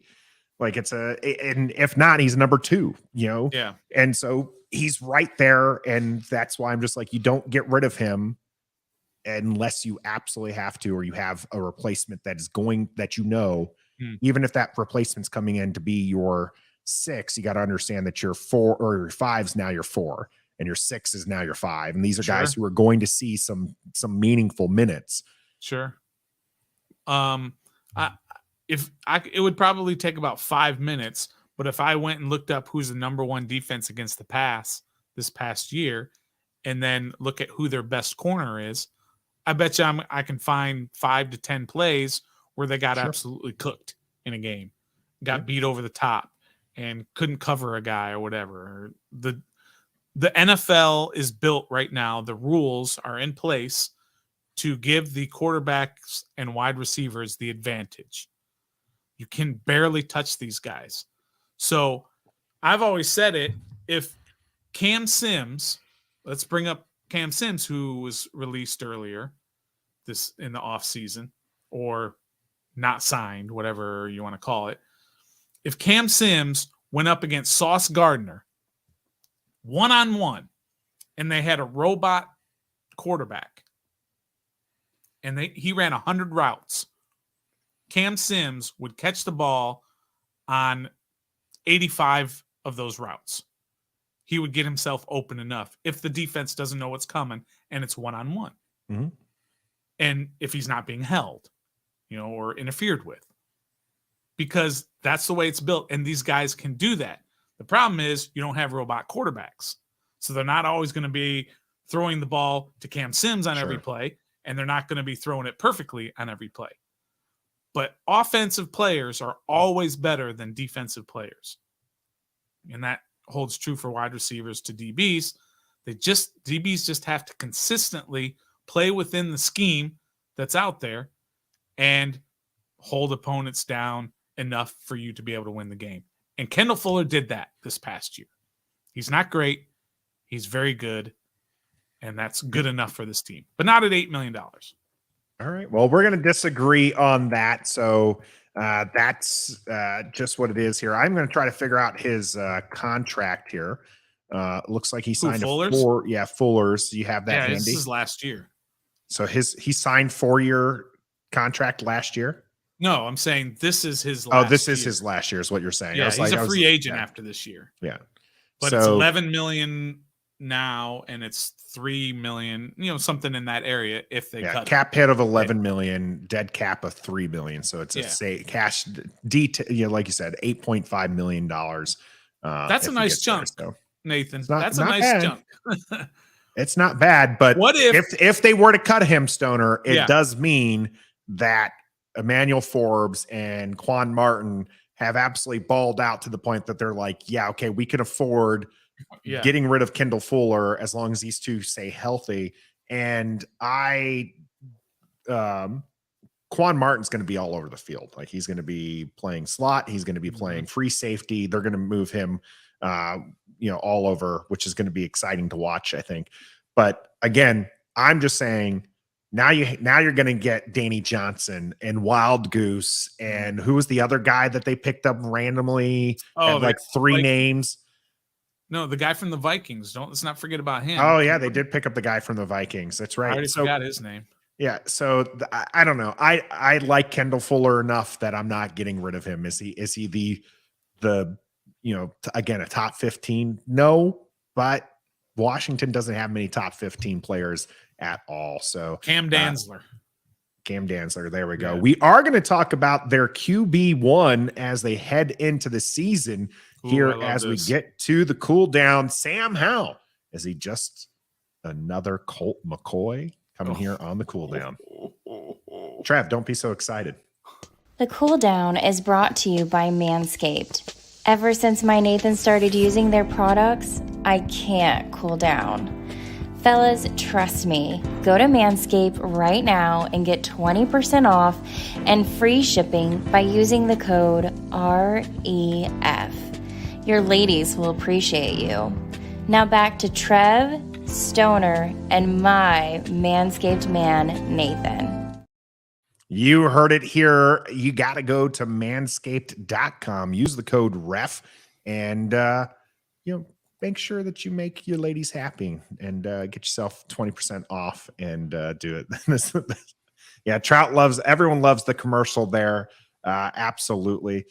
Best part of the video. If you like that, make sure you like this video. We've got 66 people watching and only a few likes on there. So make sure you hit that like button for us and make sure you head out to manscaped.com. Treat yourself and treat your lady. Use the code REF, get yourself 20% off. Castro Fields, thanks Ant-Man for the name there. Danzler was Tommy T. Castro Fields was the 3-name guy from last year that we also picked up with Wild Goose. I don't even remember. And then Danzler's the one that we picked up. Roger as well with the name. We appreciate that. Yam, I'm not in a new office. We are going to be moving, so we had to paint the burgundy and gold lounge, and it looks very different with the different layout that we have. So we'll work out all this details in the way. I know Yam kind of referenced it a little bit earlier about the layout. Just wondering for the folks who are in here quite often, what do you think of the new layout that Nathan and I brainstormed over quite a bit the last couple of days? Tell us what you all think of the layout. We'd appreciate that. So feedback is always welcome. Matt, getting into the topic at hand here, Sam Howell will be good. Have faith. And I myself am a Howler. Stoner, you have some reservations about the 5th round rookie. Yeah. And I would say Matt Miller, NFL draft analyst, would also have some reservations with him. Matt Miller saying, I compared Sam Howell to Colt McCoy. Undersized, shorter guy, a little bit thicker body, not great arm strength is what Matt Miller said. Do you agree, disagree? Where are your thoughts on whether or not Sam Howell is a Colt McCoy comparison? That seems like a really, really weird comparison. And Matt Miller got dragged pretty good on this from Commanders fans, rightfully so, I think, because if you do compare, if you want to compare body size, cool. If you want to compare kind of late round pick or mid to late round pick, sure, fine. You want to compare, college, what they did in college, fine. But the arm strength is a completely mismatch between the two. Absolutely. And when people called him out on it, he got defensive. I get it. I get defensive too when people call me out on certain things sometimes. But what he tried to like spin it to make it seem like, well, I wasn't really talking about their ability to spin the ball or whatever. He got caught up in it a little bit because there is no comparison to the two guys. Sure. In terms of their arm strength. All that other stuff's fine. It's a good comparison. But I think somebody jumped in, and who knows who it was, maybe 100 people jumped in about it and said, compare him to Baker Mayfield. I think that is a much better comparison. Those body types are the same. Those arm strengths are the same. Those college, what they did in college is fairly the same, although Baker obviously had much more team success and didn't he win a Heisman Trophy? He won a Heisman. He did win a Heisman. So stupid Oklahoma. Nobody pays attention to them anyway. But yeah, so I think that's a much better comparison. So he got dragged a little bit. I don't think there is comparison to the two. Yeah, you're right on the body size being very similar, both 6'1", 212 pounds for Colt McCoy and 220. The arm strength one is definitely the one that I don't understand. Coming out of college, that was one of Sam Howell's strengths was his deep ball. If you look at the spin stats, which of course I love looking at some random stats that we come up with, and this is one of them. The guy can torque it. Sure, Sam Howell can absolutely torque it, which is important when it talks about velocity and when it comes to accuracy. And so I just don't really get behind that. But that being said, Stoner, how upset would you be if you had, I'm going to just laugh with me a little bit here. Okay. Prime Colt McCoy. How upset if he started 17 games for Washington, Sam Howell did, as prime Colt McCoy, how upset would you be? You mean Colt McCoy numbers? Yes. So if Sam Howell gave us Colt McCoy number, I don't think Colt McCoy's ever started for a whole season, has he? 13 games was the in Cleveland. His second year was the most he's started. Wow, he did start. That's quite a bit. Whatever. How did he do? Give me some numbers. So that was his career year. Yeah, we'll probably have to average and group a few things here, but he threw for 2,700 yards, 14 touchdowns, 11 interceptions. Yeah, well, we're drafting a quarterback next year. Oh yeah, we're doomed if that's we're the doomed. Case. Absolutely. And Ron's gone, and Bieniemy's probably gone. Everybody's gone. So he's not really known as a touchdown machine. He's got 34 touchdowns, so 32 interceptions in his career. Yeah. 62%. This is all Colt McCoy stats. 62.6% efficiency, right? Completion percentage for just under 8,000 yards. So let's say he max, if he were to, how much does he throw per game? Let me see if I can't find that Does stat. that have a per game numbers? Yeah. Because those stats that you've started, they're not good. And I'm looking at his good. QBR, not good. His rating's not great. Like nobody wanted to see Colt McCoy quarterback their team on Sundays. Nobody wanted to do that ever. Even in his second year in Cleveland. Yeah. Is that who drafted him and all that? Mm-hmm. Yeah. Nobody wanted, even the Browns fans didn't want him out there, but that's what they had to do. They didn't draft him to be their number one quarterback. He should have gone the route that Major Applewhite did. Go right into coaching. Because I think he'll probably be a good coach. Because he's not a good NFL quarterback. He is like Taylor Heineke.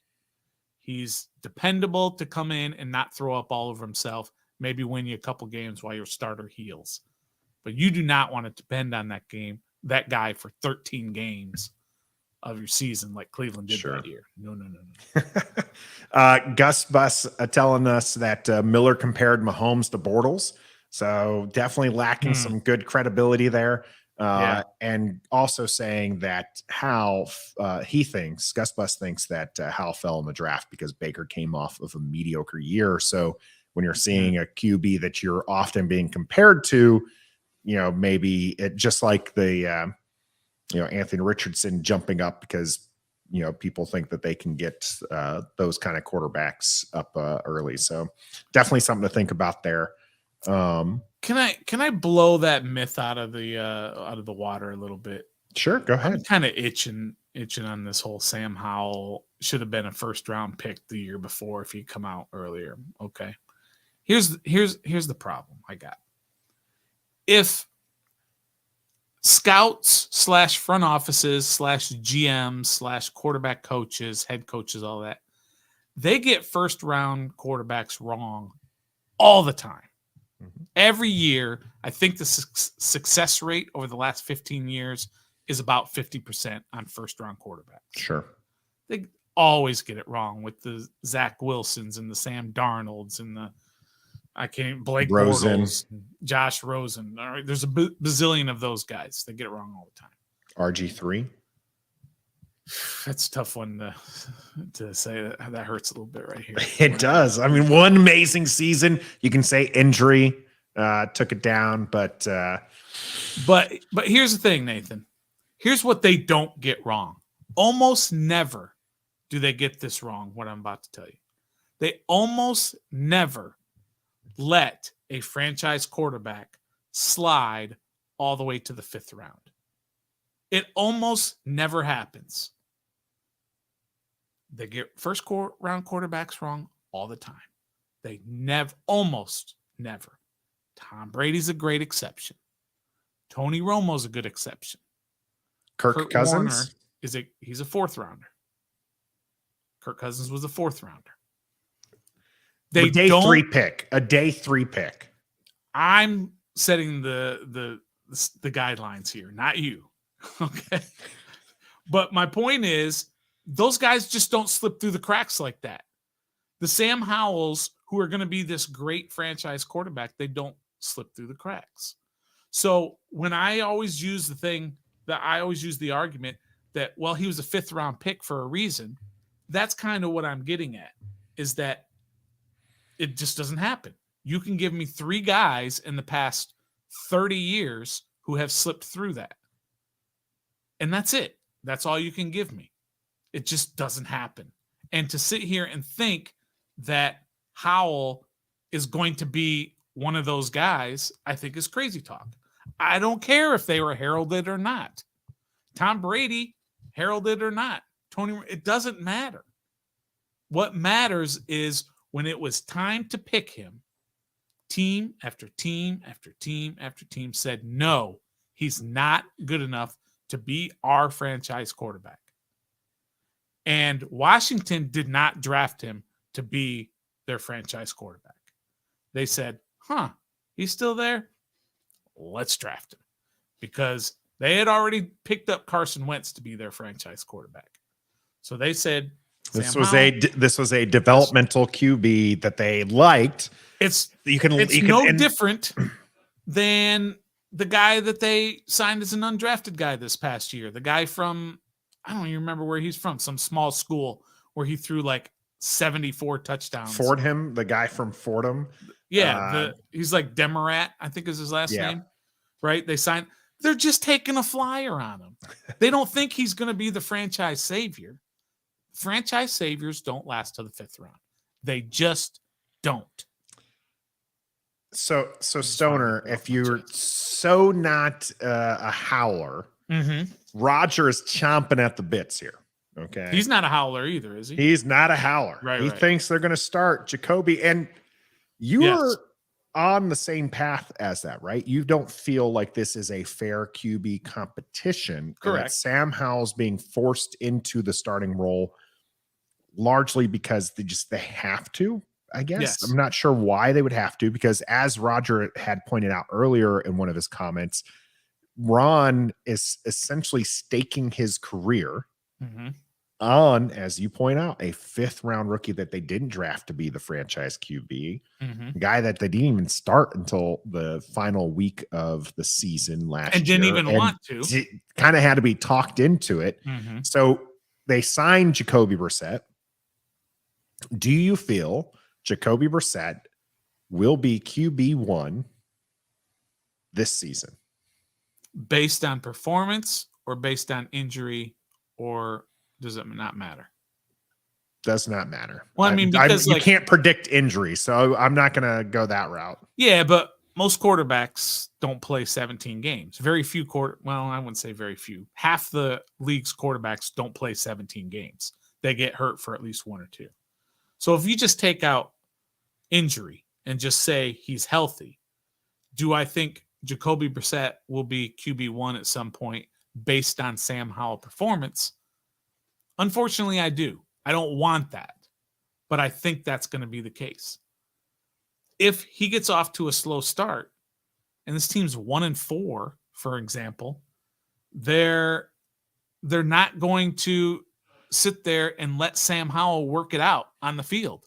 Ron can't do that. We just talked about it. He's staking his reputation on this. On this season, he can't just wait for Sam to fix everything and get better and better at 1-4, at 2-5. He can't do that. He's going to have to bring in Jacoby Brissett, because if he was a 1st rounder, you let him play it out. You let him ride it out. You let him fix it on the field because you invested a lot of money in him in draft capital. But as a 5th rounder, he starts out 1-4, he gone. We got to get somebody in there, Jacoby Brissett, who can win us some ball games. And we just paid that guy, by the way, $8 million to do just that. You didn't go out and sign Taylor Heineke for $2 million a year or $3 million, or they didn't go out and get who's the backup at Indy that played when we played them? That terrible guy from Texas. What was his name? Oh, Sam Ellinger. Yeah. They didn't go out and sign Ellinger. They went out and signed a guy who's pretty darn good. And so the minute Sam starts slipping up and they start off slow, he gone. They don't have to give him any rope. So to answer your question, yes, Jacoby Brissett will start some games at QB1 based on the previous QB1's performance. Sorry. That's just my opinion, obviously. I'm not, Mr. Prognosticator here. That's just my opinion. Ron with the great joke. Ron and Dunn. Yeah, absolutely. Tommy T. If they go 1-4, you keep them in so you get a top pick. Ron doesn't care about 2024's top pick. He's not staying it's around. It's not for that his long. team. He doesn't care. He wants to win games, and he wants to keep his $7 million a year salary. So he's going to go get Jacoby Brissett and put him in the game to win him some ball games, because they've invested a lot of money everywhere else, right? Well, they've got this team overall that was 8-1. Was that the record last year? I already forgot. 8-1. Yep. 8-1 with horrific quarterback play. So if you can just get decent quarterback play, this team can win. So he's not going to sacrifice the season. He's not going to sacrifice the solidly built team just so that the next year, the next guy is going to get the top pick or a top pick. They're not going to be, no matter what, I don't care who you put in there, they're not going to be 2-15. They're not going to be the number one pick type team. Sure. It's just not possible. They have too much talent in other places. That's fair. Jacoby Brissett, a very serviceable QB. I think that he had a pretty good year. In fact, probably his best year last year with Cleveland. Still only managed 4-7, but 12 touchdowns to 6 interceptions, 2,600 yards. I mean, he did throw for more yards in Indianapolis a couple of those years, but not nearly as efficient as he was, although pretty good. 2019, 18 touchdowns, 6 interceptions there. Yeah, QBR was 60. So not bad. He's not bad. Really a runner. No, so he's not overly mobile. I mean, he's got a few hundred yards here and there. He's a powerful passing goal line statistics type guy. Yeah, advanced passing statistics are pretty good. I just don't see anything in him that warrants the QB1 discussion. So you think Washington at 1-5 is going to stick with Sam Howell? I think that it's going to matter more than just the record. It's going to matter the play that Sam Howell did. If he's throwing twice as many interceptions as he has touchdowns, then sure. If he's having reasonable games in this 1-5 and they're just losing them, then no, I don't necessarily think that they're going to go for the switch.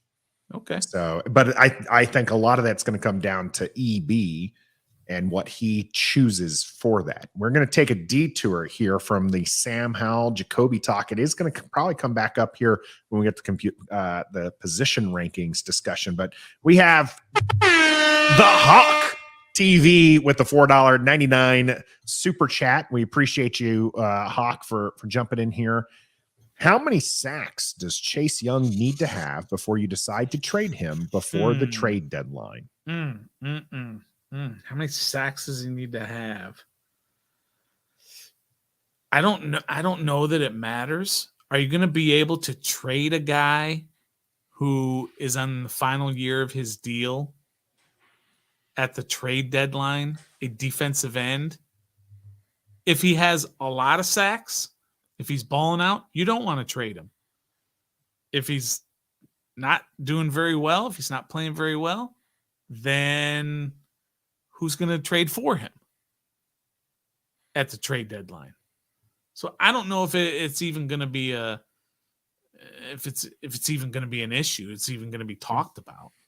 But it's a trick question. It's a trick question, right, Stoner? Because if he balls out, then you're not trading him. Yeah. You're going to look to see what you can do to move the cap around and sign him.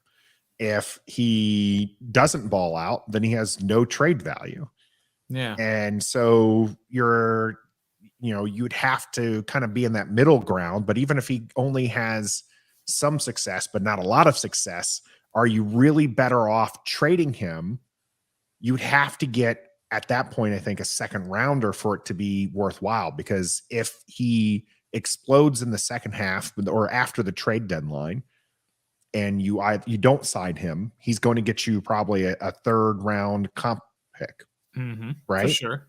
And so you need at least that. So you need at least that to be able to move him. And I just don't know that there's a number there that warrants that, because when's the trade deadline? We're talking 10 weeks into the season. Right. So in 10 games, we'll say, maybe if he has 6 sacks in 10 games, are you that upset? I mean, some years that's, on the path for the most sacks in the league. I mean, 2 years ago, the highest sack total was 15. Right. So I just feel like the number is probably lower than some people think. But I mean, because again, if it's 6 or higher, you're probably like, okay, we like where this is going, or at least we're going to play this out. And if it's lower, like you're talking 2 sacks, then again, who's trading for him? He would have to be awfully disruptive otherwise. And you feel like a guy like KJ Henry is filling nicely. Casey Tuhill, William Bradley Smith, these guys are coming up and they're proving like they could do, 65% of what Chase has been doing. Yeah. And if he's playing really well, to add on to what you were just saying, if he's playing really well, probably the team is playing pretty well. So you might want to keep him for your playoff push. It is a tricky question, just because he's on that last year of his deal and because he was a first rounder. So the comp pick comes into play. So there's a lot of different things that go into that decision. And I think it kind of all adds up to just leave it alone and figure it out at the end of the year based on what he did this in 2023. But the Hawk TV asking a lot because of the money situation, because it's not going to allow you. Again, if he's balling out, you're going to need multiple picks, or you're going to, whether or not you care about the comp pick or not, right? But that's what you're looking at. You need compensation for Chase Young, and that if he has a good season, defensive ends get paid big money, and you're probably going to get the third round comp pick for it. Yeah. So that plays into means it. if you're going to trade him, you need to trade him for more than that. And that's hard to do. And it's not, and if he's balling out to the point where you're getting more than that, then I don't know that you really want to trade him, because the salary cap, like whether or not you think that they can afford 3 defensive linemen earning $20 million or more, I'm going to tell you they can. Is it the best idea? Probably not. But you absolutely can't afford to have 3 defensive linemen, 2 interior and an edge rusher making $20 million a year. Yeah, you can, but you're right. It's probably maybe not the smart idea, but you can do 4 if you want. Yeah, this team doesn't make a whole lot of smart decisions. So, I mean, right. It's possible that's where they end up going. But I think the number is a lot lower than you think. It's not 10 is the number that Hawk is bringing up and looking to trade him. 10 is probably a number where you're going to potentially get some picks back. But as Stoner, you brought up, if he has 10 sacks, this team is probably in a playoff push. And teams in playoff pushes don't sell pieces. They are buyers. Yeah. And trading away Chase Young at 10 sacks is a selling situation. Yeah. So I just don't see it. I guess you could be at that point, you could be 3-7 and he has 10 sacks, and maybe you would think about it. But again, you can't go any lower than a 3rd round pick. So if you don't get that, then you just sit on it till the end of the year. Well, we do appreciate that discussion, brought to you by the Hawk TV's $4.99 super chat donation. Remember, if we get to $50, you can head down to Sky Bar in Lexington, Virginia, and get yourself a free appetizer. So we are about a 10th of the way there, with still some show to go here. Not in the top 10. It's the team and some position rankings that have been passed around this past week, Stoner. All right. Washington listed at number 32 on the QB list. So Sam Howell, Jacoby Brissett not getting a lot of faith here from the team. This is coming from Mike Clay from the NFL, and puts Washington again at 32. Dead last. DFL. That's behind Baker Mayfield, Kyle Trask of the Tampa Bay Buccaneers, Desmond Ridder, Taylor Heineke, and Logan Woodside at 30. Yeah. I have a little bit of pick about this, right? But I mean, I'm arguing about between 32 and 29. Sure. You know what I mean? What am I really arguing about here? Because I don't have a problem with 90% of the list in terms of where Washington is. I don't think they're DFL. I don't think they're 32nd because although Tampa is ahead of them, I'm fine with it. Atlanta is not ahead of them. Green Bay is not ahead of them. No love for Jordan Love. I mean, he's got as much experience as Sam Howell does. And if you're doing the quarterback room, then I will take Jacoby Brissett over Sean Clifford any day of the week.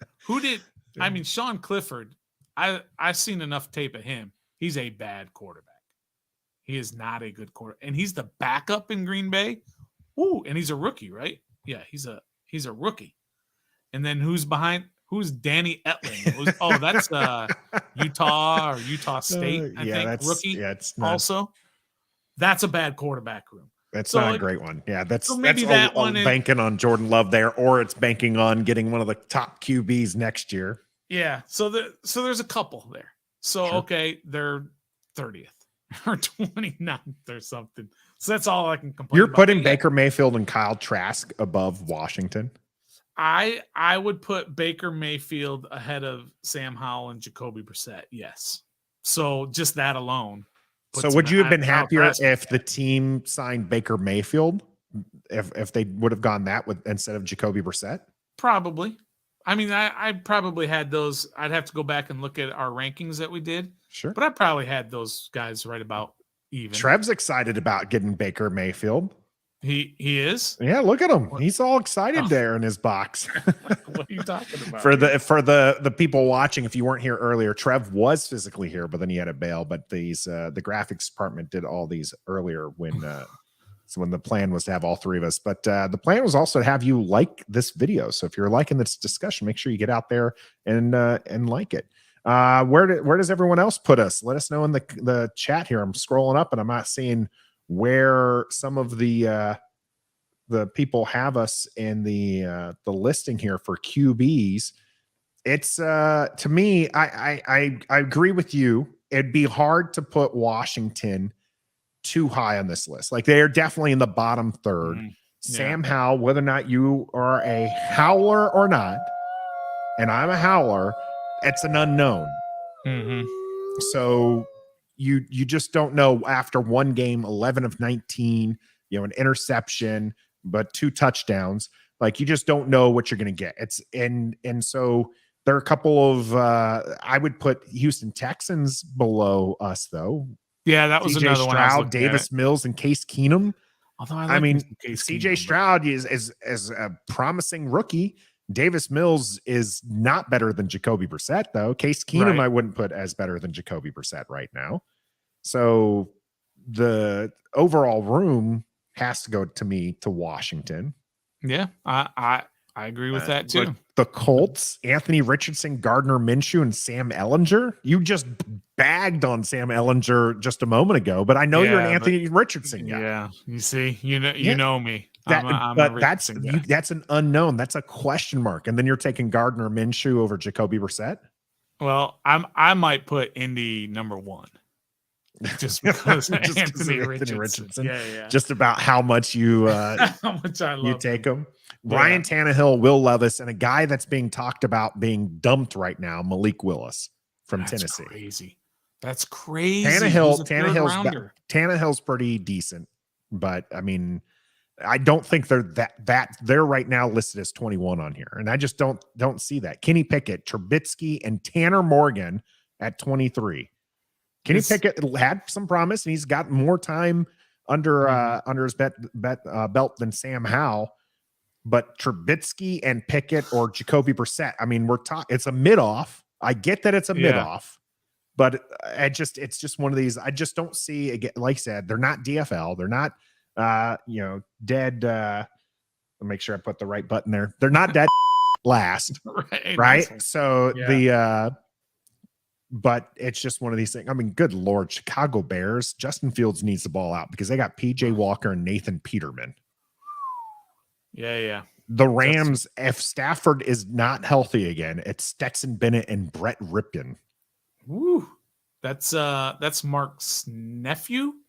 Is that right? Yeah, I believe it's his nephew. Mark's nephew, yeah. Russell Wilson has another trash season. They've got Jarrett Stidham and Jarrett Guantanamo Bay. Guarantano, yeah. It's funny. You like, say that, but some of these awful. names. Who's Nathan really bad. Rourke? Yeah. He's the third stringer in Jacksonville. And I never even heard of that dude. Is there a QB room listed here? Yeah. That all of the names are ones that you're like, I can trust we're going to win with all of these names. Actually, I see one right now. I'm kind of going through. No, if you're making me go to all three, no, that third one won't do it. You have to go at least past the first one, because of course you're going to love the Patrick Mahomes, the Allens, the Burrows, the Hurts, the Herberts, Jackson, Rodgers, Lawrence, Watson, Prescott. Tua is probably too high on that list for me. But I mean, those number ones are number ones. But I mean, once you get past those, is there any of these that you are actually happy with?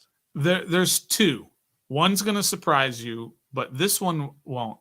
I don't hate Baltimore's QB room. Lamar Jackson, Tyler Huntley, and Anthony Brown Jr. Yeah. I mean, Tyler Huntley's a Pro Bowler. Okay. He just was. I know he's not that good, but you know what I mean. He's not a good capable. QB. And the dude, the Anthony Brown Jr. won't throw up all over himself. And here's one that's going to actually surprise you, because they're way down on the list that I don't hate.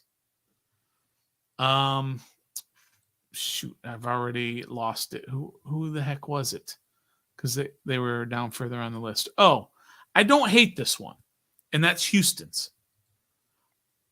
I don't hate the CJ Stroud. He's a number 2 overall pick, right?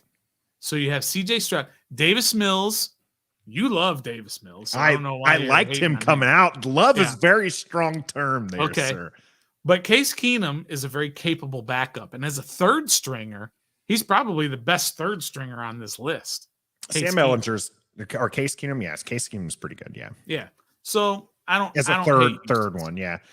You know what I don't hate? I don't hate this donation, $10 donation from Redskin 007 here. I tell you who wouldn't rank Sam Howell 32nd on that list. The Dallas Cowgirls. Absolutely. Right. Doing a great job, Sam Howell there. But we do appreciate the $10. That means we got $14.99 going to the $50 limit for free appetizer there at the Sky Bar in Lexington, Virginia. We appreciate it. Redskin 007. We're going to keep that one up there for the $10 donation. Always much love when we get that.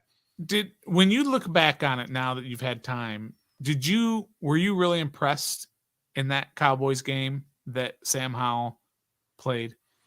So when we're talking about a 5th round rookie, yes, I was impressed. Like the bar for him is set so low. It's the last game of the season. They're out of the playoffs. They're going up against a defense that is a better defense, like a top 10 defense. Dallas started their ones. I don't care what people keep trying to say. Oh, he was playing against no, he was playing against Micah Parsons. He was playing against these the Diggs and everybody. So the interception was bad. The red zone interception was bad. No doubt about it.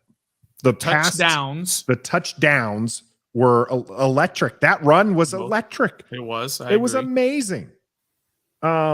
And then the big pass to Terry McLaurin that everyone loves to play over and over again.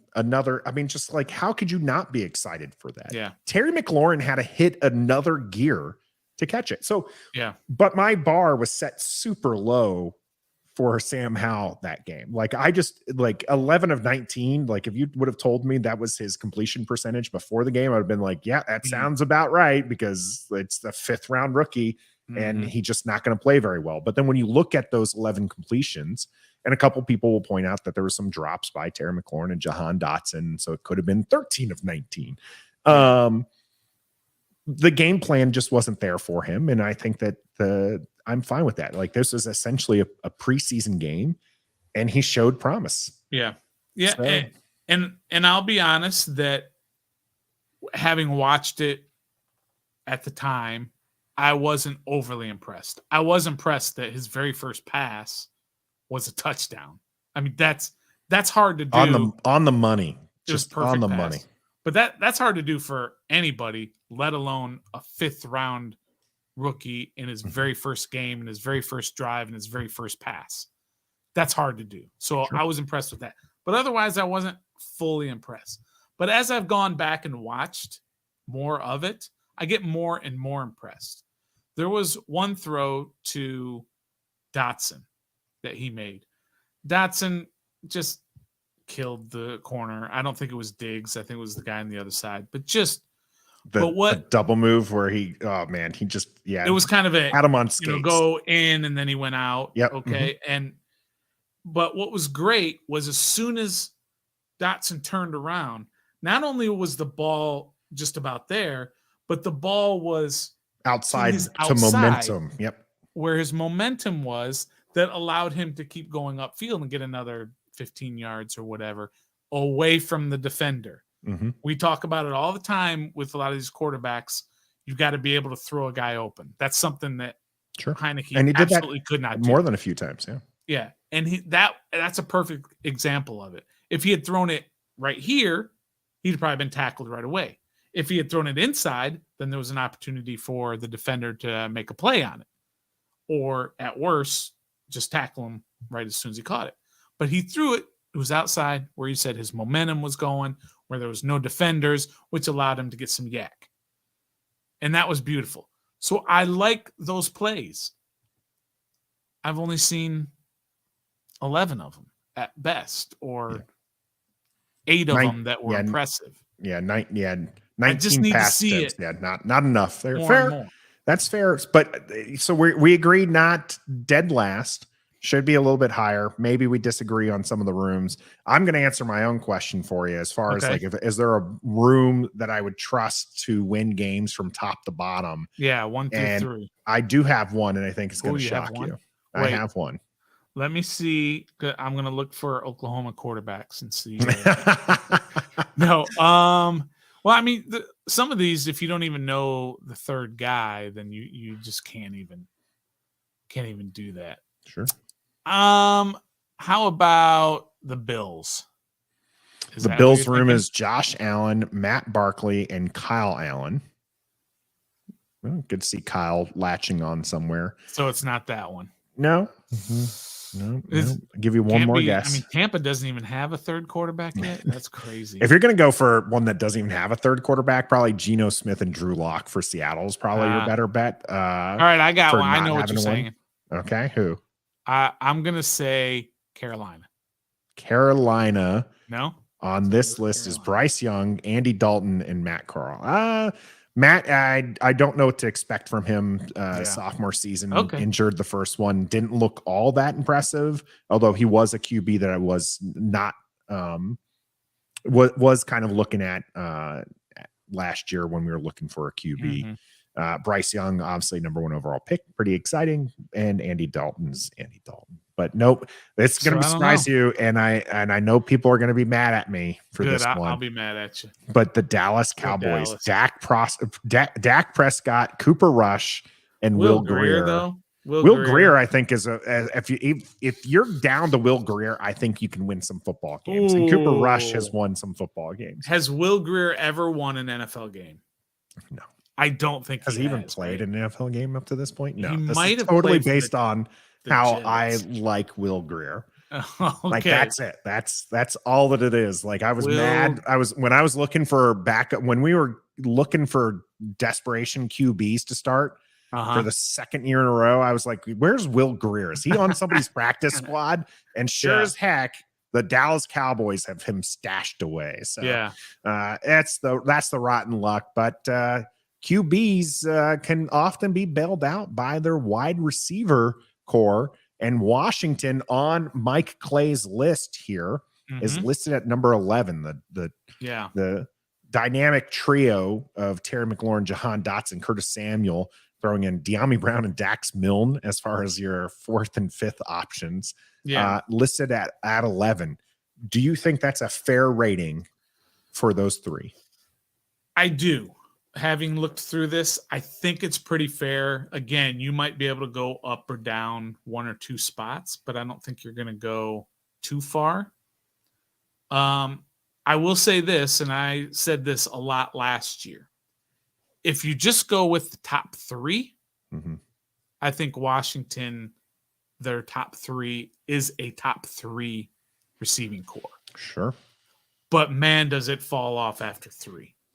Because as much as we like De'Ami Brown, because we saw him in training camp just cooking William Jackson. But I mean, that one game with Carson Wentz, he had 2 long touchdown passes. But how many catches did he have last year? He had 3 catches. He had 5. 5 catches. So he had 5 catches all year. So that just, I don't know how many Milne had. Maybe Milne had 10. So there's a huge drop. But 1 through 3, I can argue is as good as anybody in the league. Cincinnati definitely 1 through 3 has the best unit. Sure. I think their 1 through 3 is better than Seattle's because you have Njigba, who's a rookie. You have no idea what to expect from him. When you have the Dolphins with their 1 and 2 is excellent, but I'll take Curtis Samuel over Braxton Berrios. How about Chosen Anderson though? Who's Robbie Anderson? Where is he? He's with Miami. Oh, he's okay. He's their 4. That could play a role. Again, they're 5. I think those are really 3A and 3B there. Okay, but I would probably still take Curtis Samuel. But again, all of these have probably better 1s and 2s, but not 1s, 2s, and 3s. And they probably have better 1 through 5. But I can only think of Cincinnati and probably Philadelphia because I like Quez Watkins. I think he's a very good number 3 guy. And you might be able to talk me into Arizona, but this year they're not going to be able to do anything because they're going to have Colt McCoy starting at quarterback probably for the first at least half of the year. But I've always said the top 3 for Washington are one of the best 3 in the league. Now, here's something that might upset you or a lot of people. Remember how we talked about last year, Terry McLaurin's ranking? Which I think he's going to make the top 100 this year. Should. Right? We were all upset he didn't last year. I think his ranking actually drops a little this year in terms of where he ranks in wide receivers. Where would you put him? Last year, you were arguing top 15, but not top 10. I had him between like 13 and 15 last year, maybe. I don't think I had him that low. I think I had him like between 11 and 13, somewhere in there. But this year, I would probably put him between 13 and 15 because there were some guys last year who may have passed him a little. And I'm sorry about he doesn't have a quarterback and he's still putting up these really good numbers. That's true, but I can only base it on numbers. You can't base it on, you can't say, well, if he had Peyton Manning, well, all these guys, if they had Peyton Manning, might be better. Or if they had Jalen Hurts, they might be better, but they don't. So you can only go by those numbers. I'm going to give you the list of guys that are above him in this, and you can just give me quick yes or no. Is Terry better? Okay. Justin Jefferson? No. Devontae Adams? No. Mike Evans? Right on the same level. Keenan Allen? Again, right about the same level. DeAndre Hopkins. No. CeeDee Lamb. No. AJ Brown. No. Tyreek Hill. No. DK Metcalf. No. You're so insane. He had better numbers again Jamar than Chase. Terry did. Yeah. Jamar and Chase. Again, didn't have. He had Geno Smith in a career year passing to him. I don't care. You can't do that. You can't say, Jamar Chase had Joe Burrow. Well, that's all I can base it on. I can only base it on what they did. I can't base it on what they could possibly do until they do it. And so that's why I have these guys passing him. I had Amon-Ra St. Brown pass Terry McLaurin this year. That's why he got dropped down a little bit. So there are a couple guys like that have passed him that may not otherwise have been. I got Garrett Wilson right up there with him in that same area. Deebo Samuel, we had behind him last year. Deebo Samuel is ahead of him this year. So that's where I say it's not a knock against Terry. I think he's kind of in that same area. I would definitely put him with the Mike Evans, Keenan Allen, CeeDee Lamb, DK Metcalf kind of tier of QB of wide receivers. Chase, Tyreek Hill's kind of, I would say, on the downswing realistically. Ooh, I don't think so. I'm not saying if he's still in the top tier, but he's starting to kind of slide down there in that tier list. AJ Brown, reluctantly, I'm going to give ahead of Terry. And you might want to go Devontae Smith in that same tier as him. Devontae Smith, I'll put in with the Terry tier right now. Yeah. Hopkins is in the first tier. Adams, Jefferson, these guys are first tier, and then going all the way down to Buffalo Bills in the 20th. There, Stephon Diggs is in that top tier. Mm-hmm. Deebo Samuel, Garrett Wilson, like these are guys I think that Terry McLaurin's in that same tier, and you can rate them there.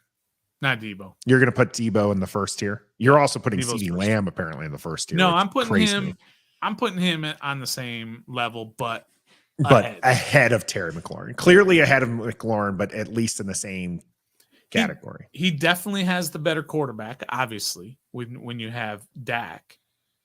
But again, that's all I can base it on. I can't say, well, Terry's better because he had worse quarterback play. You don't have anything to back that up other than opinion, where I can just say, well, here's stats that show that DK Metcalf is better than Terry McLaurin, is higher ranked. Is he a better football player? Maybe, maybe not. Is he a better wide receiver in running routes? Maybe, maybe not. He's got better stats, so I would put him above him. And Tyler Lockett, and they're on the same team. So again, Terry, I think, actually takes a step down. But in the NFL top 100, I think he's going to be in there. He's going to move up. Should. Because he's done. People are finally recognizing that this guy can put up 1,000 yards a season with no matter what, whoever is back there. Yeah, very few QBs can do that. I will agree with you that 11 at first seems to be too low for this team, especially when you're thinking the top three. There are still some questions with Jahan Dotson, even though he had some amazing plays and highlight reel galore. He did miss some time in the middle of the season, which I think that if he would have stayed healthy, he would have at least been serious in the offensive rookie of the year conversation.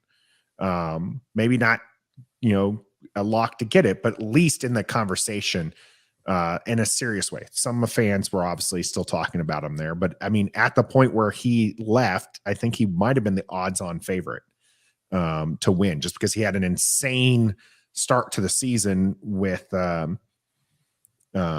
Carson Wentz back there and was just scoring touchdowns at an insane clip.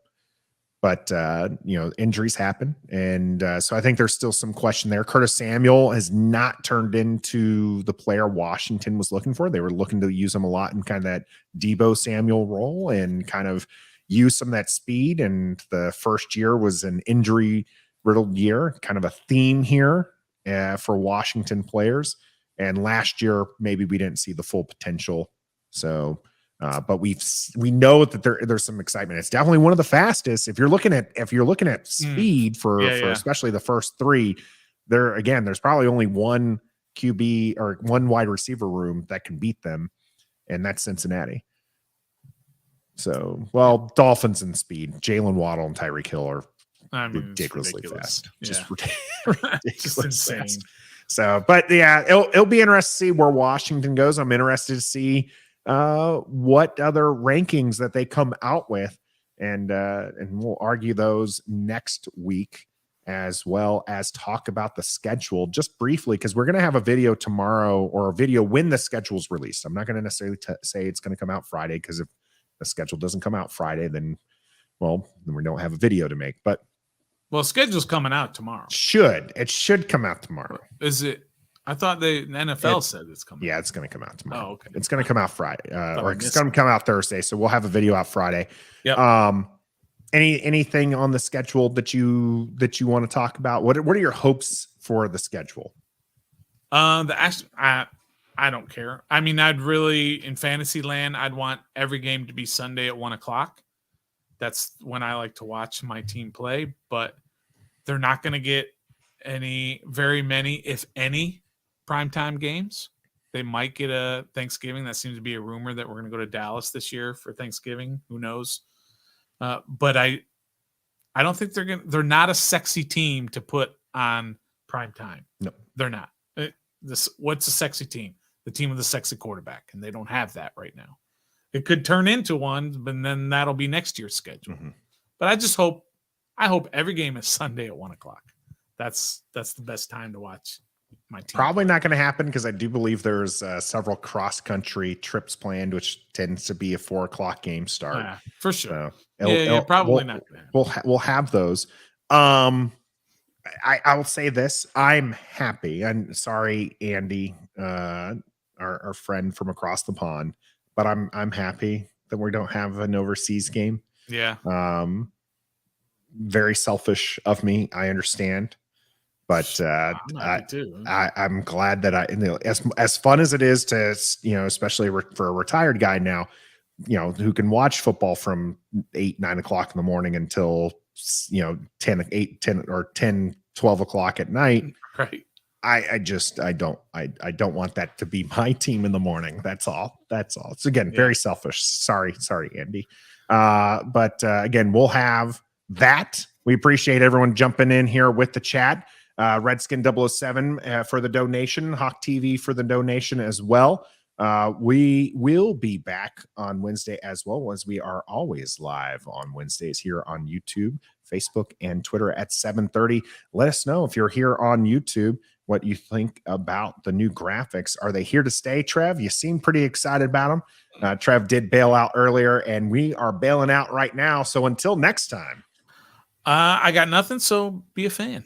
Be a fan. Yeah.